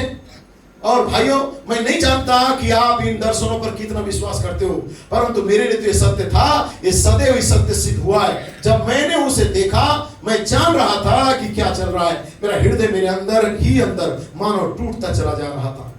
मैंने क्या किया? मैंने इसमें कैसे चूक कर दी प्रभु? मैंने कैसे ऐसे लोगों को ध्यान नहीं दिया प्रभु? मैं तो उसी वचन पर स्थिर रहा। मैं कैसे कर सकता हूं प्रभु? मैंने सोचा, क्यों आप मुझे कुछ ही समय पहले तो दर्शन दिखाए थे प्रभु। मैंने इसे वहां अंदर देखा। मैंने कहा, खैर आप उनका न्याय होगा, लिखा है प्रभु। और उसने कहा, पौलुस के झुंड का भी न्याय होगा। मैंने कहा, मैं तो उसी वचन का प्रचार किया है जिस वचन का प्रचार पौलुस ने किया है। मैंने कहा, क्यों इस प्रकार की होगी? मैंने वेश्याओं के उस झुंड को उस प्रकार से जाते हुए देखा। वे सभी उस प्रकार वस्त्र पहने हुई थी। उन्हें सुश्री यूएसए की कलीसिया नाम दिया गया था। मैं तो बस बेहोश सा हो गया ऐसे लोगों को देख के, क्योंकि लज्जित हो गया मैं कलीसिया का स्थिति को देख के। तब भाई ब्रनम के पास ये 3 जो दर्शन का जो 3 भाग आया था, तो भाई ब्रनम ने इस एक संदेश में कहा था कि पहली दुल्हन कहलाने वाली, एक तो जो 3 जो दुल्हन थे, 3 प्रकार का जो विश्वासी होते हैं भाई ब्रनम का संदेश के अंदर। उन्होंने कहा, पहला तो एक ढोंगी विश्वासी होता है, फिर एक विश्वासी होता है और एक अविश्वासी होता है। ठीक है? तब भाई ब्रनम यहाँ कहता है, और दूसरा जो होता है वो मैसेज में होने का दावा तो करते हैं लेकिन मैसेज को स्वीकार नहीं करते हैं। आप देखिए भाई ब्रनम यहाँ पे कहता है, तीसरे नंबर में जो उन्होंने दर्शन को देखा, लिखा है, वो हर एक वचन में कदम ताल करते हुए उसकी हर एक आज्ञा को मानेगी, प्रकाशन को स्वीकार करेगी। तब भाई ब्रनम कहता है कि मैंने फिर से एक झुंड को आते हुए देखा इसके बाद, और उसी अच्छे मधुरतम संगीत को सीधे सीधे फिर से आते हुए सुना, और वही कम उम्र की अवस्था वाली दुल्हन फिर से आ रही थी। उसने कहा, यही है वो जो बाहर निकल कर आई है। और जब वो मेरे पास से गुजरी तो बिल्कुल ठीक वैसे ही थी जैसी पहली बार वाली आई थी। वो परमेश्वर के वचन की धुन पर कदम ताल करते हुए चली जा रही थी। वो कदम ताल करती हुई आगे बढ़ रही थी। जब मैंने देखा तो मैंने वहां पर अपने कदमों के हाथों को तो मैं वहां पर अपने दोनों हाथों को इस प्रकार उठाए हुए रो रहा था। और जब मैं अपने आपे में आया तो मैं अपनी देवड़ी पर खड़ा हुआ मैदान के पार देख रहा था। उसे क्या होना है? उसे तो ठीक वही दुल्हन होना है, उसे तो ठीक उसी प्रकार का होना है, उसे तो ठीक उसी प्रकार के वस्तु पदार्थ बनना हुआ होना है जो वह सबसे पहली बार। आमीन। संस्थागत बीच में हुए, लेकिन दुल्हन तो वही सही होगी जो पहली थी। Praise Lord. इसलिए तो भाई ब्रनम ब्रदर ब्लूएड हमें इमारत से उस सदन में लेके जा रहे हैं जो बिना गिरे हुए हवा और आदम जो थे उस अवस्था में लौटाए जा रहे हैं। Praise Lord. लेकिन कब होगा? जब आप उसकी आवाज को सुनोगे। आमीन। आप कह सकते हो प्रभु संसार में 1000 आवाज है, लेकिन मैंने उस विजन को, उस दर्शन को कभी नहीं डाला। मैंने उस आवाज को सुन लिया है। उस आवाज ने कहा मैं इमारत में मिलूंगा। मैं उस आवाज को सुन लिया और कह रहा हूं, बोल तेरा दास अब सुन रहा है। क्या क्या तैयार हो सुनने के लिए? मैं विश्वास करता हूं कि आप अपने कान को आज साफ करा लो और परमेश्वर की आवाज को सुन लो। God bless you. थोड़ा समय ज्यादा ले लिया है, आओ हम मार्च पास्ट करें, उस पहली दुल्हन के समान करें जो नबी रो रहा था उनके लिए नहीं, लेकिन नबी फिर से दुल्हन को देखा। इसलिए भाई ब्रह्म लादिका के बीच में प्रचार किया और नग्न स्त्रियों को देखा, लेकिन भाई ब्रह्म तीसरे खिंचाव के अंदर एक मिनिस्ट्री को देखा जहां 5 और मिनिस्ट्री आ रहे हैं, उनके द्वारा जो दुल्हन आ रही है वो सिद्ध दुल्हन आ रही है। इसलिए नबी ने रोते हुए दूत ने दिखाया, मैं तुझे वहां मिलूंगा जहां पे 5 और मिनिस्ट्री होंगे और एक दुल्हन सिद्धता में कदम ताल करते हुए उस मूल अवस्था में जाने वाली है। तो pastor blue God bless you उस महान ऋतु में लाने के लिए, 4वें साल में आने के लिए और मूल अवस्था में ले जाने के लिए अब दुल्हन के कानों में स्पष्ट आवाज आ चुका है। God bless you. दूसरे साथों को मिलाएंगे, वर्शिप करेंगे। We are marching over to Jerusalem, Jerusalem, Jerusalem, Jerusalem, Jerusalem. We are marching over to Jerusalem. We are marching over to Jerusalem.